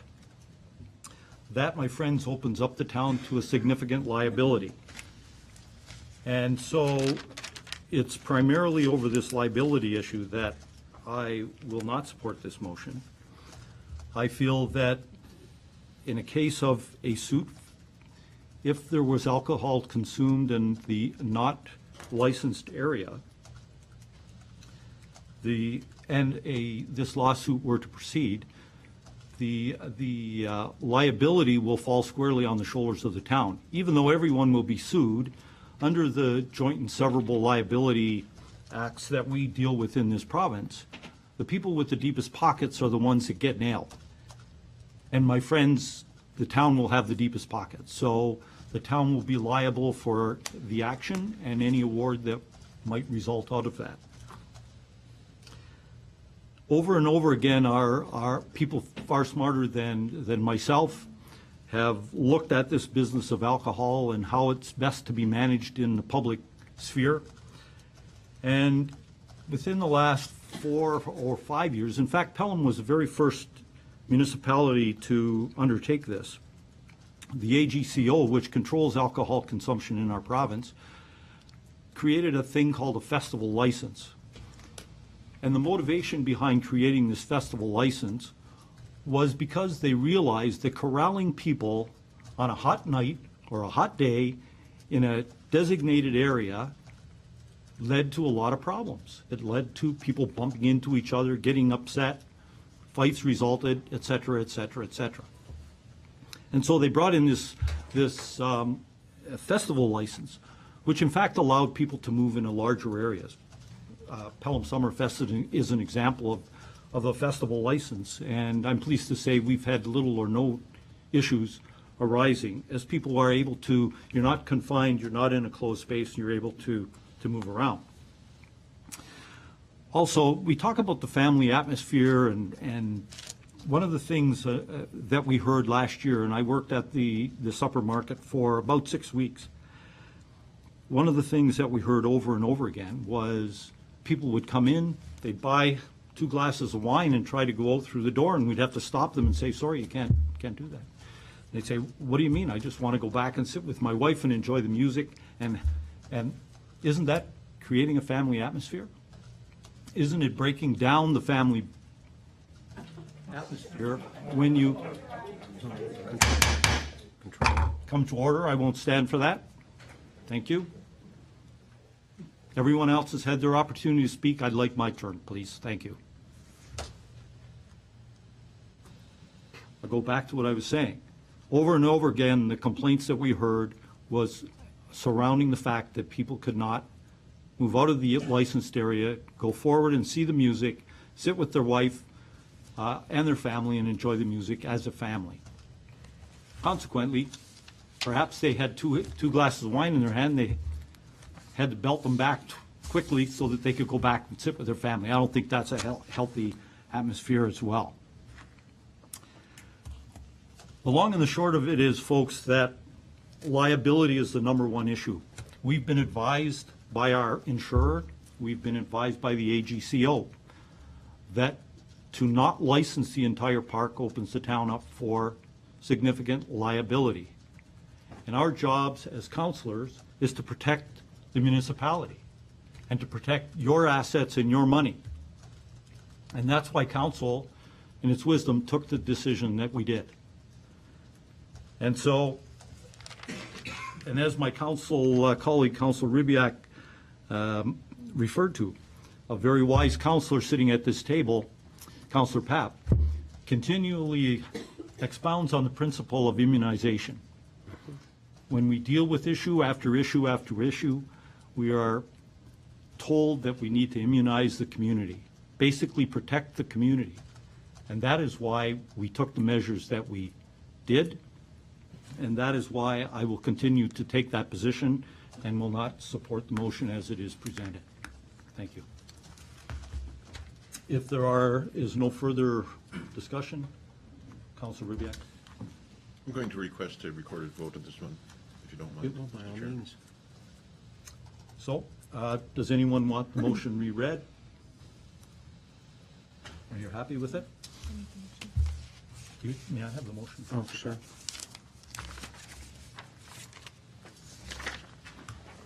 Thank you. So, I'm going to call the question, and I call question. you, Madam Clerk, take care of it. So on a motion by Councillor Papp and seconded by Councillor Junkin, be it resolved that Resolution C 201504201013, which was approved at the regular meeting of council held on April 20th, 2015, as amended be and is hereby rescinded, and that the following motion be now considered in its place. The council designates the Pelham Supper Market as an event of municipal significance to be held on Thursday evenings from June 4th to September 3rd, 2015. And that the Thursday evening events, including the Pelham Farmers Market, the Pelham Supper Market, and the Bandshell Concert Series be undertaken using the 2014 protocols with the addition of wine sales at the Farmers Market, and that the licensed area of Peace Park be expanded over the 2014 area to also include the northeast quadrant of the park, and that at the conclusion of the summer of 2015 events, all involved parties conduct an appropriate realistic evaluation of the protocol in order to improve and enhance all of the events for the 2016 Thursday Night Summer Series by December 1st, 2015, and present their findings to council. I will call for a yea or nay vote in alphabetical order, with the chair voting last. Councillor Jurley. In favor. Councillor Junkin. In favor? Councillor King. In favor. Councillor Papp. In favor. Councillor Ribiak. Opposed. Chair Kersey. Opposed. The motion carries.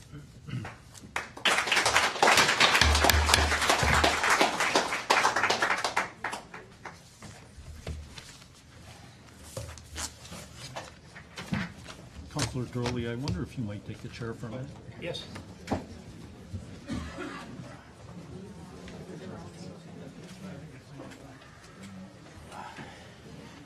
Protocol is, if the chair is going to take part in debate, he must leave the chair, and that has happened.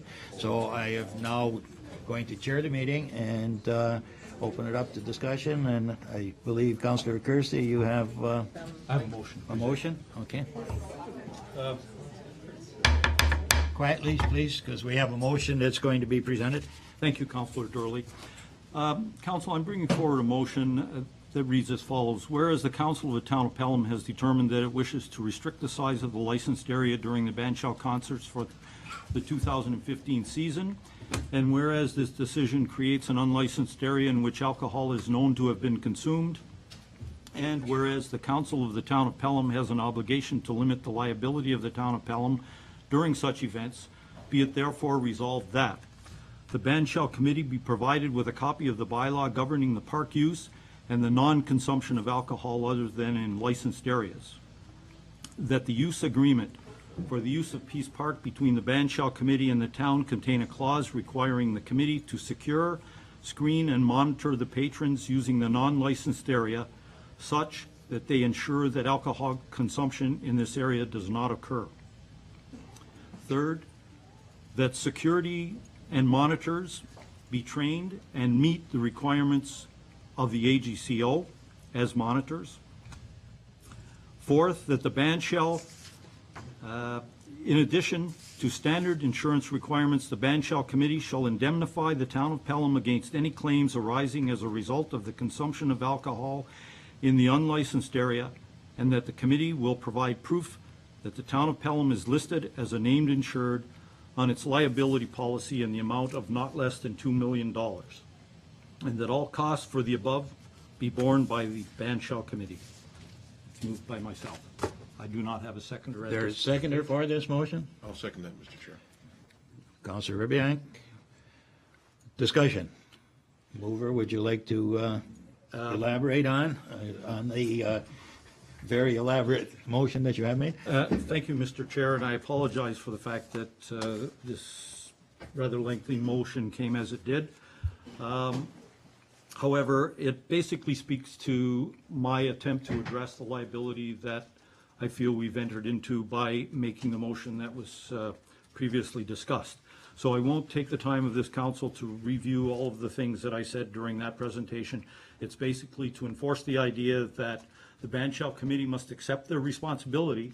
If they're going to have a non-licensed area, they must be responsible for looking after and ensuring that the town is not put at jeopardy. That's all that motion says in essence. Other discussion? Councillor Ribbiak? Thank you, Mr. Chair. Before I get into any discussion, I think Councillor Kersey talked about a policy of $2 million. What is the current policy, insurance policy required by the town? I'll ask the CAO or acting CAO for that. It's $5 million for alcohol-related insurance. Right. So I would offer an amendment before we even begin discussion that the $2 million be listed as $5 million. And I think that might be accepted as a friendly amendment in light of the circumstances. No real such thing as a friendly amendment. However, if Councillor Kersey would change the 2 to a 5, we'll accept that as part of the original Happy to do motion. that, Mr. Chair. Thank you. Thank you. Other discussion? Well, just to continue then, Mr. Chair.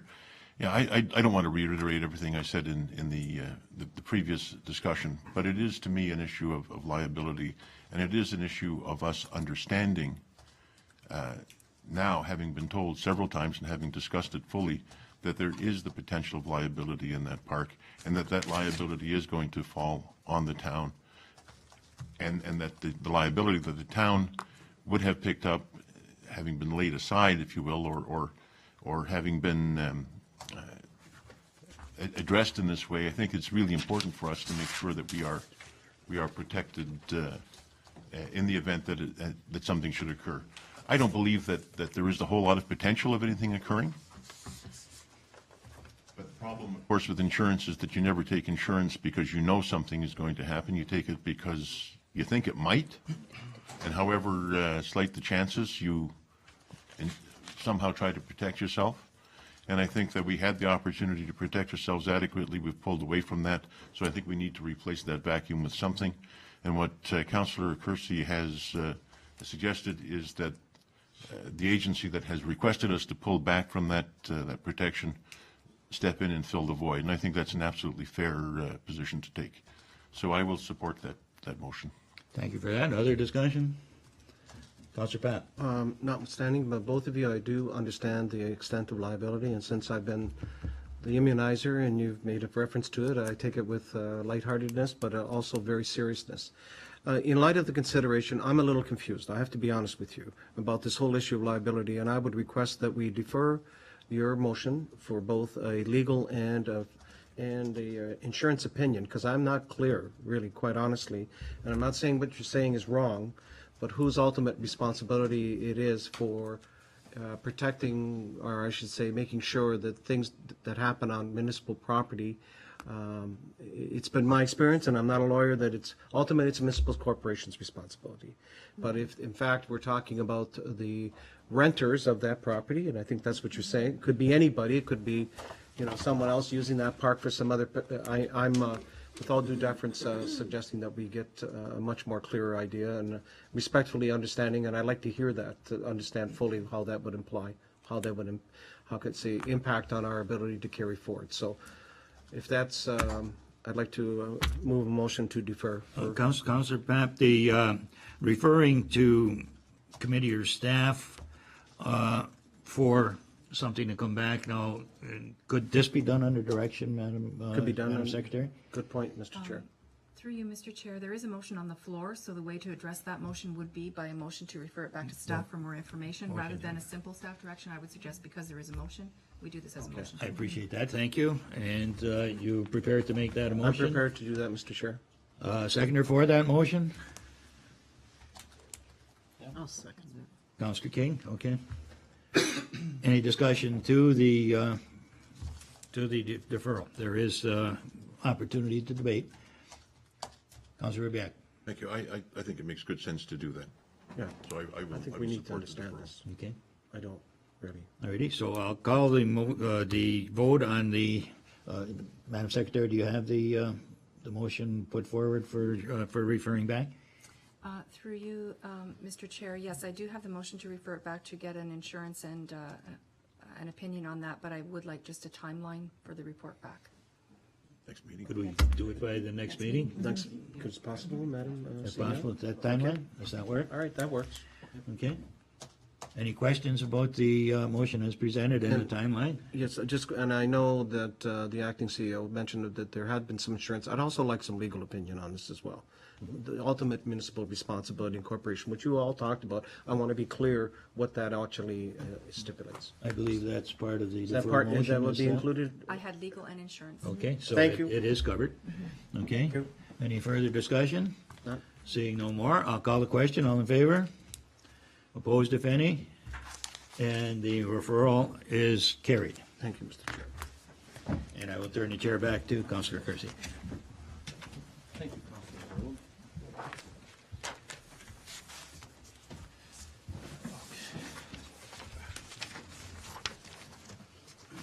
Okay. We'll now turn to the consent agenda. And I'll ask if any of my colleagues would like any of the items lifted before we proceed with Councilor Ribbiak. I'd like to lift 1141. This is the non-disclosure agreement Fontaine Bandshell Concerts, Inc. That's on request, Mr. Chair. Any other items? Seeing none, we'll move to the motion.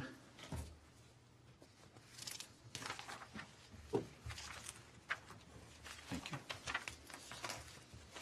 Okay, motion by Councillor Durley, seconded by Councillor King. Be it resolved that the following consent agenda items be received and the recommendations contained therein be approved as applicable. Recommendations, P&P 04-2015, April 20th, 2015 Policy and Priorities Committee. Number 2, minutes of the P&P 04-215, April 20th, 2015 Policy and Priorities Committee. Number 3, staff reports of a routine nature for information and action. Number 4, information correspondence items. The Council Award of the College of Physicians and Surgeons of Ontario, request for nominations. And B, letter of resignation from Senior Advisory Committee, Judy Reed. And 6, committee minutes for information, Pelham Summerfest 2015 committee meeting, April 15th, 2015. Discussion around any of the items. Councillor Papp.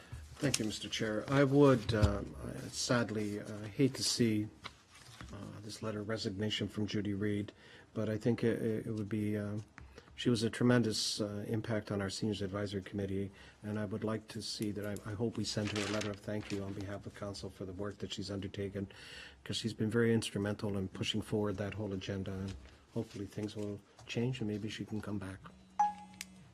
Thank you, Councillor Pat. Any other items to speak to? Just, No? Yes, go ahead, Councillor. on another matter. Yep, And fine. yes, Terrence, I'm looking at you. I just want to get this this proposal for the bell tower. It says unsolicited, but we've been down this road before. I think things have changed. So could it be just Bell, or could there other companies make proposals as well? Because we're just considering their particular tower, and possibly they hook up with other providers, but that doesn't stop anybody else from coming to us as well, does it? Mr. Glover? My understanding of the legislation is that if there's one pole, Right. they must, or are compelled to locate on the same pole. So if this pole is located, there currently is another pole being considered Okay. in this area. This pole is not on private, or not proposed to be on municipal property. Therefore, we would have little to no control over it, other than going through the public process, which doesn't have a lot of teeth to it, in my professional opinion. So unsolicited, Bell has come to us because there is a vacant property available in the desired location, and they proposed to us to say, we'd like to locate on your property, and therefore, we could accommodate up to 3 other users, Right. which would increase any rent that would give us as well, Okay. and thereby the likelihood of another pole or carrier being located in this area would diminish. The applicant may have a bit more to speak on that, though. Okay. We'd have to suspend Councillor to Yeah, I'll just leave it at that, or rather not, and let you come back with a report to, I'm just curious as to see how, because like a couple of us were here when there were some major proposals, and we went through quite a bit of, you were here as well. So I just want to be clear on how that would all pan out, so I don't need the presenter to, I don't want to suspend. Thank you. I think that's adequate. Thank you, Mr. Chair. Any other questions around this issue, Council? I have one question, Mr. Glover, if I may. I'm presuming that when you bring this recommendation report back to Council, that we will have had legal look at the lease agreement. I had a number of things in there that kind of popped out at me that I wasn't overly thrilled with, and I can share them with you, but I'm presuming we'll have legal look at the agreement before we enter into it. As a precursor to this meeting and to be prepared for it, I have had legal look at this agreement. There was a few minor concerns, which this is a draft agreement, so they'll be hammered out for sure if we proceed with this. The biggest point is, if I may be so forward, is to say we are interested in discussing this further. No commitments at this point in time. We want to municipally have as much control over this tower as we can have. Not diminishing the likelihood of going on private property, but we do have very little control over it. And we want to ensure that the public process through our policy is adhered to and vetted, so that the public and everybody knows what's going on. They can see the negativity and the benefits of it, and we can show, we can use this to our best advantage as possible, because ultimately, as I understand the industry and the regulations, if a tower is desired and there's willing parties, that it will be located in this area, and it may not be within our control. Thanks for that clarity. Anything else? Any other issues, Councillor, that are on the consent agenda? No? Call the question. All those in favor? Motion carried. Now, Councillor Ribbiak, you lifted item number 4, action correspondence regarding the non-disclosure agreement. Thank you, Mr. Chair. Yes, I did. I have some questions with regard to it, and likely a motion to amend the motion that's before us with regard to this. So if I can get some clarification on some of the questions that I have, then I can go ahead and make the motion. Is that So did you want to direct questions through me to staff, or? to staff or whomever? Perhaps the only person who may be able to answer some of this is the person who wrote the letter. But Counselor, if you intend to ask the person who wrote the letter, we will have to suspend procedure. right, so let me ask the question, then we can decide whether or not we need someone else to respond to this. All right, my first question is with regard to who were the proposed parties to this agreement. I read that this is meant to be an agreement between Gail Balches Chataway of Fonthill Bandshell Concerts, Inc., and Carrie Pupo of the town of Pelham. It suggests to me that the agreement is meant to be between two individuals, and I'm not sure that we as a town want to be necessarily represented by Carrie Pupo specifically in this regard, or that we had any information to ask of Gail Balches Chataway as opposed to the Fenwick Bandshell Concerts Incorporated. So if you don't mind, I'd like some clarification of that before asking some other questions of some substance. Madam Treasurer. Through you, Mr. Chair. I received the non-disclosure agreement at the meeting on April 20th from the Fonthill Bandshell Committee, requesting that I sign in with respect to receiving some financial information from them. I had indicated at that time that I could not sign an agreement between myself and the Fonthill Bandshell without going through and getting council approval to sign, and it would be on behalf of the town of Pelham that a signature would be given. But who did you believe to be the other party? I believed it to be the Fonthill Bandshell. So I would suggest, Mr. Chair, that perhaps the letter, the agreement itself is wrong. If we believe it to be between Fonthill Bandshell's Concerts Incorporated and the town of Pelham, then it should probably say so. And I think that that's probably what was intended. But certainly, if I guess the law with respect to nonprofits was to apply, it should apply to the corporation as opposed to the individual named in the agreement. So I don't know what to do with that because it's not our letter. So I don't know whether to propose an amendment. I propose rather that it be probably withdrawn, but I have some other questions with regard to this letter, if I may. Thank you, Councillor. I would suggest that we don't really want to spend the time of council wordsmithing here. No. If there's an intent that the agreement be in place, then it probably should be referred back to legal for legal opinion and for wordsmithing. That's what they get paid the big bucks for. If there are issues surrounding the whole concept of the non-disclosure agreement, I think that's within our purview to deal with. And that's where not to push the debate in any particular direction, but I think that's the type of issue that we need to deal with here today. No, I have questions with regard to that as well. I think myself, like many of us, have been members of nonprofit organizations in the past and have some experience with this. And so it occurs to me that there are some questions to ask with regard to this agreement. This is a nonprofit organization, therefore it falls under legislation in Ontario that govern nonprofit organizations, and in particular with regard to the reporting and disclosure of financial information. I wonder whether our Madam Treasurer has any information with regard to what that legislation requires of nonprofits. Through you, Mr. Chair. The legislation requires that upon public request that the financial statements be provided to a stakeholder. Specifically, when government funding is used within a not-for-profit, we are able to ask for additional information with respect to the financials. This request is part of the municipal grant policy that we have at the town, and in that policy it indicates that you must provide your financial statements. The non-disclosure agreement kind of puts us in an awkward position with respect to the financial information because the agreement states that any information that would have already been received by the town not be disclosed publicly. And in fact, that information for all of the stakeholders is brought to this council chambers and discussed openly in the public forum as a measure for accountability and transparency to the public on who we're providing funds to and what financial situation that these organizations are in. So with respect to the Fontaine Bandshell, as part of their municipal grant application, I received an income statement only and not a balance sheet, and that was requested of council.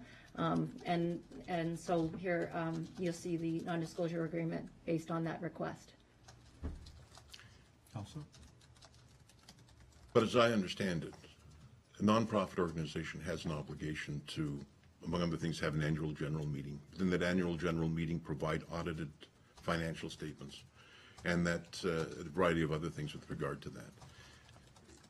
Is it, my understanding has always been that because nonprofits are exempting the revenue that they receive from general taxation, their financials are a matter of public disclosure in any case. Am I wrong in that? Through you, Mr. Chair, I did contact the Revenue Canada agency, and they did inform me that they are available to the public at request. Yes.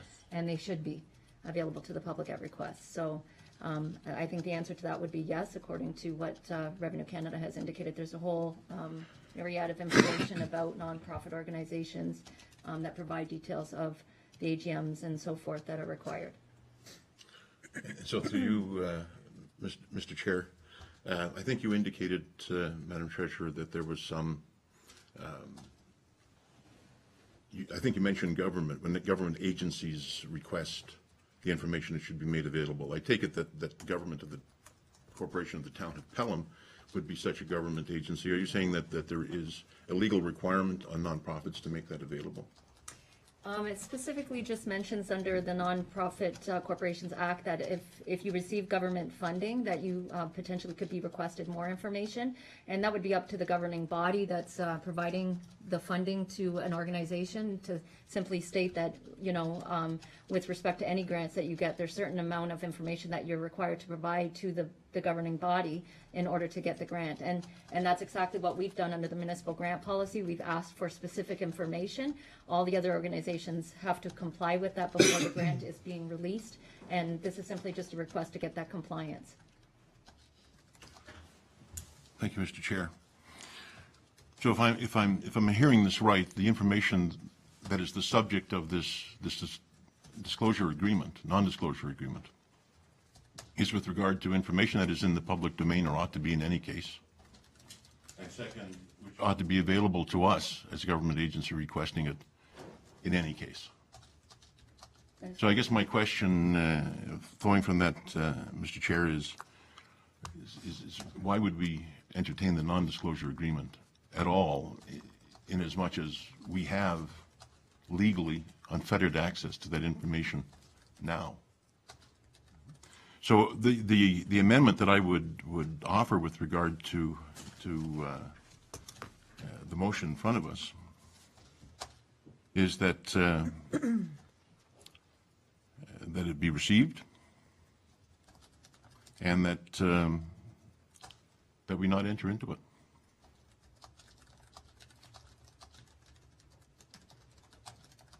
But that we should continue to expect that information will be provided us as required by law.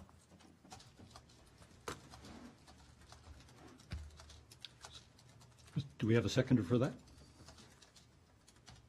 I guess to put it on the floor, I'll second that, just to, because you're right, I have a lot of experience with this. Just a question I'll ask. Can I? Carry on. Having worked in a lot of nonprofits, you're right, disclosure, our financials, any funding that we received from particularly government sources, we have to provide suitable, well, actually audited statements to our, how could I say, our funders. There was no way around it. I mean, they wanted to know because of ensuring that we're, I should say, solvent, that we're using the money for those things that it should be used for, et cetera, et cetera.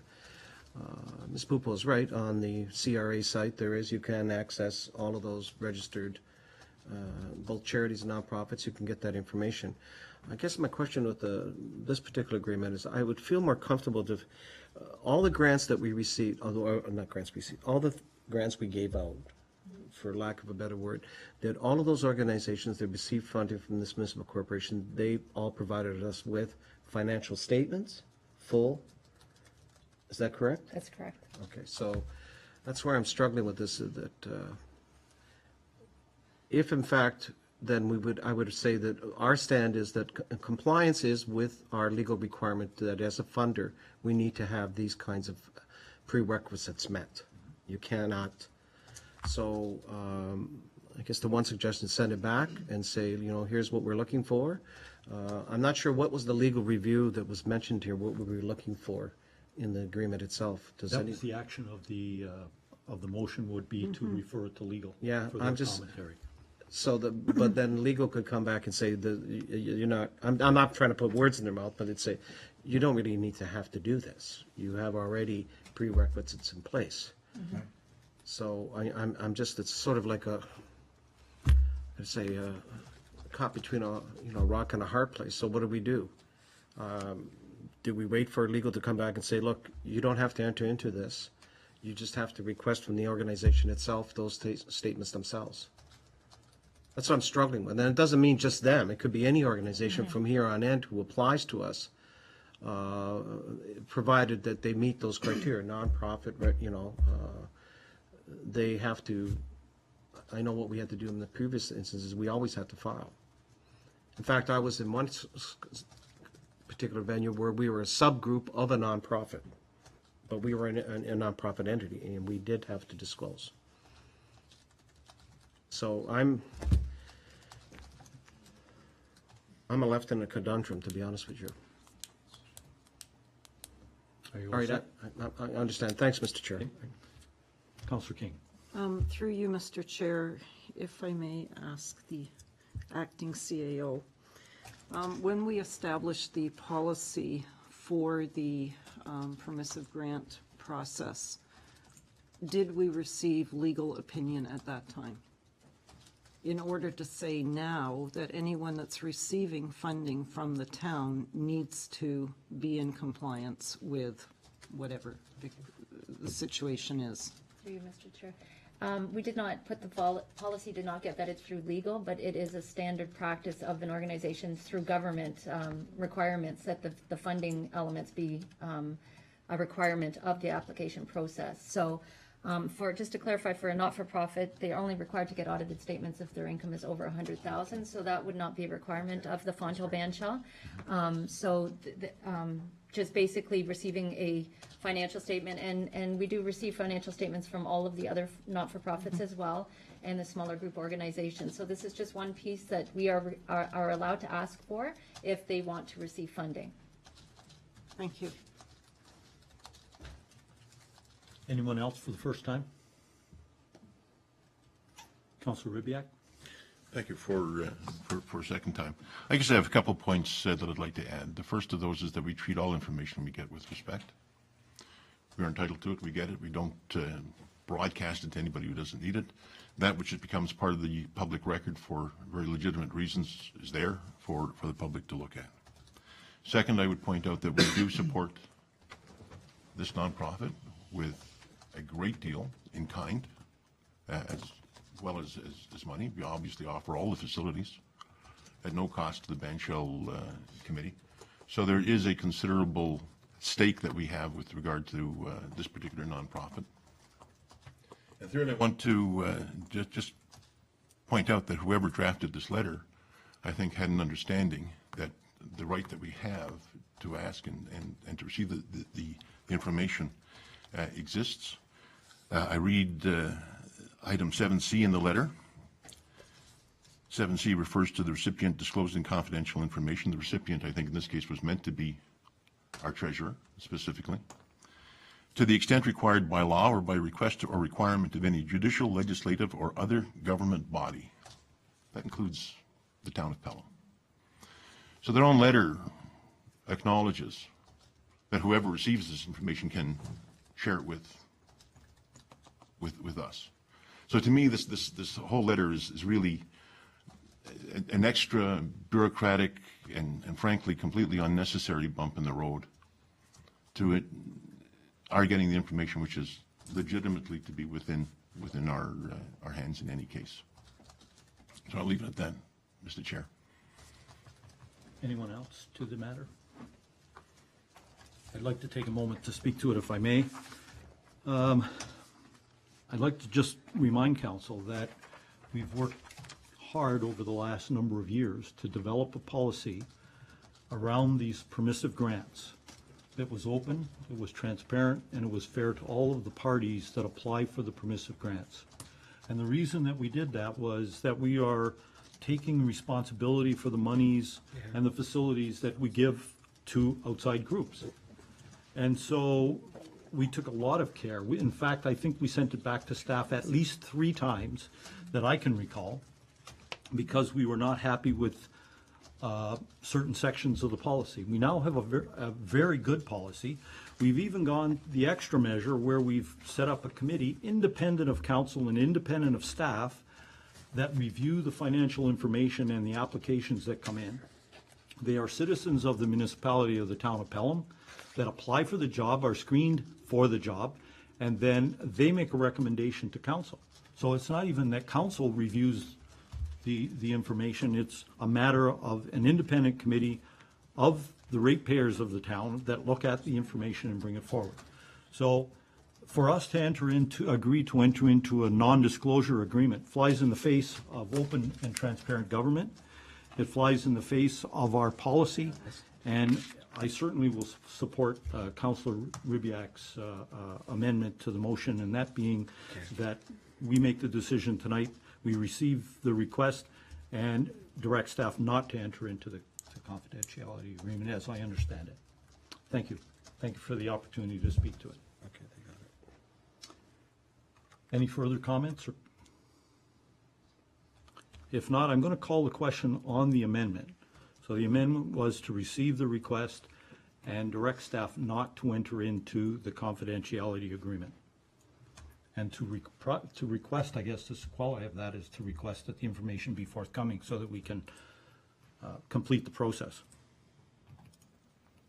All those in favor? Opposed? That motion is carried. Sorry, Councillor Pat. Okay, I'm sorry. Can I go back to the original motion? I think we've dealt with, well, we, Did the amendment. I think Dealt with the the amendment amendment. defeated the motion, the original motion. Madam Clerk, was that not correct? The amendment basically replaced it by saying receive it and not enter into the agreement and request that the information be provided as All right. required by law. I withdraw. Okay, Thank you, that's Councillor correct. Papp. So how do we want to deal with this here? Just go through and say amendment. I can imagine.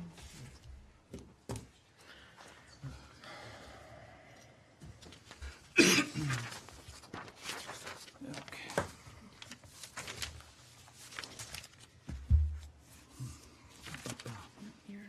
We did take that, or should we? We'll now move on to reports of members of council. Councillor Durley, you're bringing a report this evening. Thank you, Mr. Chair. If I can find it here. Yes. On April the 28th, I attended the Day of Mourning for Deceased and Injured Workers hosted in Welland at the memorial commemorating injured workers located at Merritt Park on King Street. I was delighted to join 3 members of Welland Council also taking part in the remembrance service. Attended by about 50 citizens, many of whom experienced the loss of a family member or loved one due to industrial accidents, as well as other interested citizens. The event allows those who lost loved ones to be remembered and also to raise renewed awareness that industrial accidents are still causing injury and death in too many workplaces throughout Ontario and Canada. The ceremony sent a message to employers that a serious dedication to workplace safety needs to be put in place. There is an expectation that when one leaves his or her home to go to work, they will return at the end of the shift. Unfortunately, this does not happen in every case. This remembrance ceremony is an annual event, and it was clearly stated that the need to address these matters is ongoing and not just a yearly statement. On May the 2nd, this past Saturday, I was delighted, along with Councillor King, to attend the celebration of the Fawn Hill Lions Club's 70th anniversary. It was very well attended by, I would say, an estimate of around 150 people, mostly members of Lions clubs throughout Ontario and the United States, and also Gamble, a guide dog in training who was very well behaved. Better than some of the people that were there. I didn't say that. The guest speaker, Newmarket Lion Terry Graham, and his wife, Lion Jean, and the guide dog were special attendees, as mentioned earlier. Terry sent a very interesting and informative account of what the Lions Club members, what Lions Clubs are all about. One extremely important fact that was expressed very clearly about the Fawn Hill Lions, who are referred to as the motto makers. Some people may not realize this, but the motto was introduced in 1954 by a member of the Fawn Hill Lions. So this is where the motto makers moniker comes from. The Fawn Hill Lions are world famous by virtue of this creative and highly recognizable motto. Congratulations to the Fawn Hill Lions and good luck in all future events. Your successes in the community are very beneficial to all of us. Keep up the great work. Thank you. Thank you, Councillor Durley, for bringing that report. Are there any questions of Councillor Durley regarding his report? Thank you very much. We're now going to move on to staff reports requiring action. Item 13.2.1. We have a motion by Councillor Ribbiak, seconded by Councillor King. Be it resolved that Council receive this issue summary report as it pertains to the proposed amendment of the Town Site Plan Control Bylaw number 1118, 1987, to exempt street townhouses from site plan approval, and the Council consider bylaw number 3609, 2015 as presented, May 4th, 2015, to amend Site Plan Control Bylaw number 1118, 1987, to exempt street townhouses from site plan approval. Discussion. Councillor Ribbiak and then Councillor Durley. Just a quick question for clarity for ourselves, or myself maybe particularly, and anybody else listening to this. The difference between a townhouse and a street townhouse? I know what a townhouse is. What's a street townhouse? Mr. Glover? In the town's current zoning bylaw, we differentiate townhouse by block townhouse and street townhouse. And essentially, other than some nuances, essentially it's whether it fronts on a public road or a private road, which is a driveway. So if it fronts on a public traveled road, it's a street townhouse. If it fronts on a private road, such as a condominium, et cetera, it's a block townhouse. So only those that are fronting on a street would be exempt from this provision. Thank you. As a follow-up, Councillor Ribbiak? Yes, as a follow-up. So does it have any reference to the nature of ownership? Are these freehold single townhouses, or are they rental blocks or condos? Is there any differentiation among those? Mr. Glover?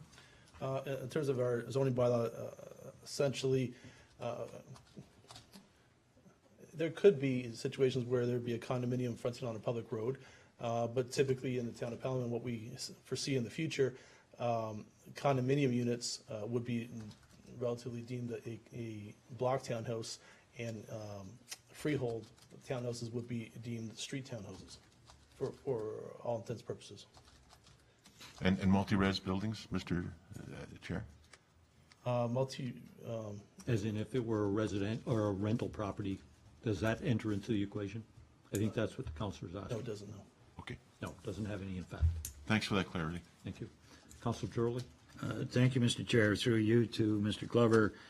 It's being exempted from site plan control. This is because the public meeting has already taken place and everybody in the neighborhood is fully aware that this is part of the development as it's going. It's not going to be any surprises to folks that have a residential setting that they may be disturbed because some townhouse or multi-res is coming in. So that has already been taken. The public has had an opportunity to see the plan and to discuss the plan and to ask questions about the plan. This is why we're exempting it.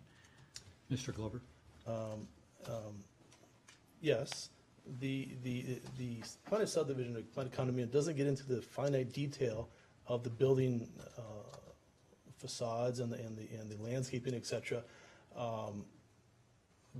But through the site plan process, that's not a public process anyways. Okay. That's a process between the developer and the town without any public involvement, because it's the provincial government set that up because of NIMBYism, my backyard. So at that level of minute detail, It's between the two parties. The major issues that we're looking for, drainage, stormwater, servicing, types of use in that has all been vetted through other processes such as subdivision, condominium, zoning official plan, et cetera. So we're really going through site plan process for street town is almost redundant because all the major issues that we're looking for have already been covered. And the development community, and through the site plan manual process, which we went through the public meeting for recently, it was brought forward that why are we putting this red tape in front of the development community when the major issues that are of concern have already been addressed. And through my review, I'm bringing the bylaw amendment before you tonight because I agree with that position. And further, when I come back to council with a recommendation report for the site plan manual, that will be reiterated in that report as well. Thank you. Just one thing I wanted to safeguard was that nobody will be surprised that all of a sudden something's going up. The process is in place that everybody knows this is going to happen, and that's all taken care of long before this. There should be no surprises. Thank you. Any other questions, Council? I do have one question, Mr. Glover. Typically in plan of subdivision, issues of buffering are not dealt with. Typically, as you said before, you're dealing with grades, stormwater management, swales, all of that sort of stuff. But typically things like buffering and things that surrounding neighbors are concerned about. How will this property impact on my property? And that's where the site plan control piece fell in. It gave a chance for the public to have some input during the meetings of zoning, and that material was then taken and applied in the site plan control process, so that you as a planner would ensure that those concerns were addressed. How will that play out if we do go along with this recommendation? How will you protect that? There'd be no consequence really because those items that you're speaking of are dealt with in the zoning bylaw. The zoning bylaw is static once it's approved through site plan. So site plan again reiterates the requirements or shows physical nature of enforcing that, which is almost redundant because they have to meet those requirements anyways. And if this is exempted through street towns are exempted through site plan process, you have bylaw enforcement which will require them to meet those buffers and things of that nature in the zoning. Thank you for that clarity. Anything else, colleagues? If not, I'll call a question. All those in favor? That motion is carried.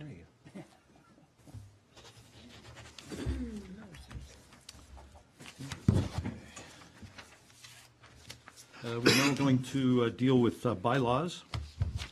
We have Summerfest. Pardon? It's the Summerfest report.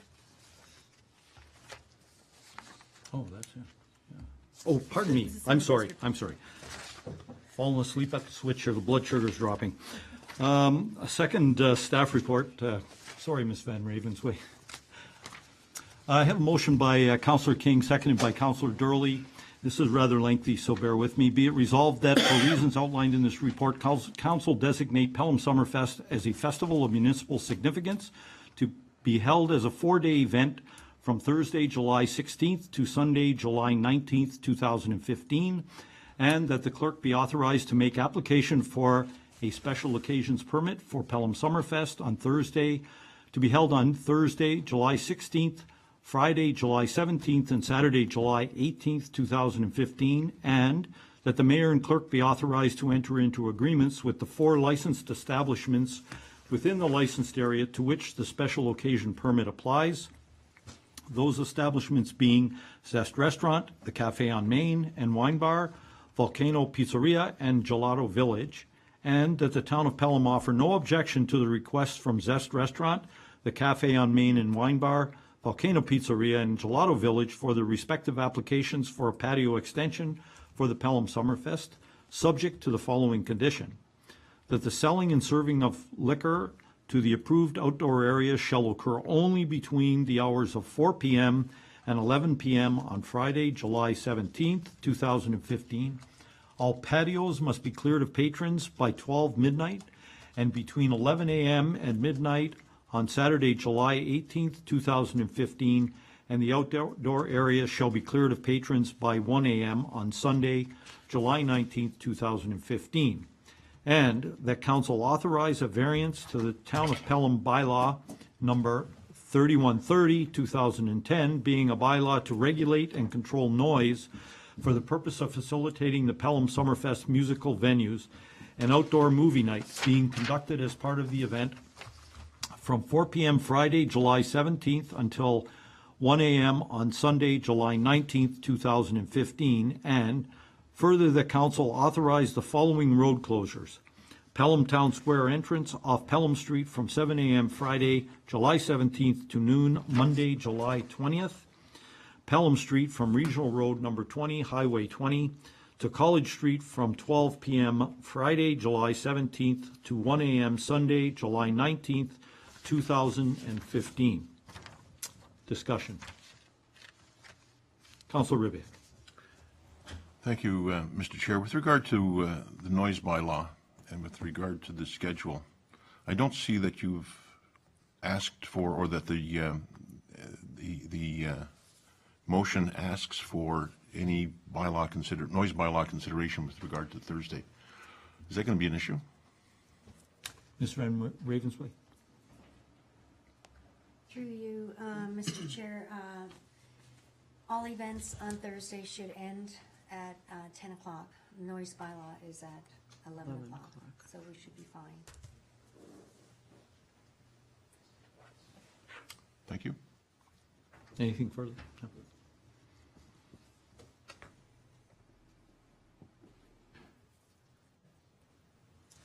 Just trying to, yeah. We're all good? Call the question. All those in favor? Opposed? Motion is carried. Okay.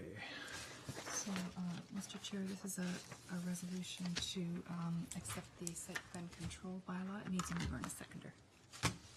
It's different. Okay. If so, if you could just read from here. Okay. Who's, We need a mover and seconder for we it. need a mover and a second. Council, we need a mover and a seconder for the following motion. Be it resolved that the Council of the Town of Pelham, having given due consideration to the following bylaw, do now read first, second, and third time, and do pass saying that the mayor and clerk be and are hereby authorized to sign and seal the bylaws, being a bylaw to amend the site plan control bylaw to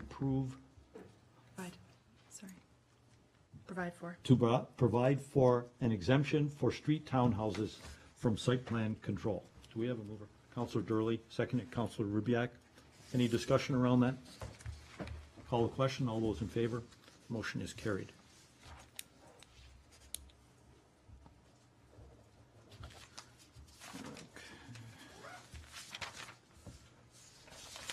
We do have one issue to be dealt with in camera, but as has been our custom, we will typically not deal with this at this time. So therefore, I have a motion from Councilor Papp, seconded by Councilor King. Be it resolved that Council recess the in-camera portion of the meeting and reconvene immediately following the committee meeting scheduled for this evening. Any discussion? All those in favor? This meeting stands in recess. Thank you very much. We'll take a 5-minute break and come back for the cow. Did we just, oh yeah, we're in recess. Good, we're good. We're dozing. I would like to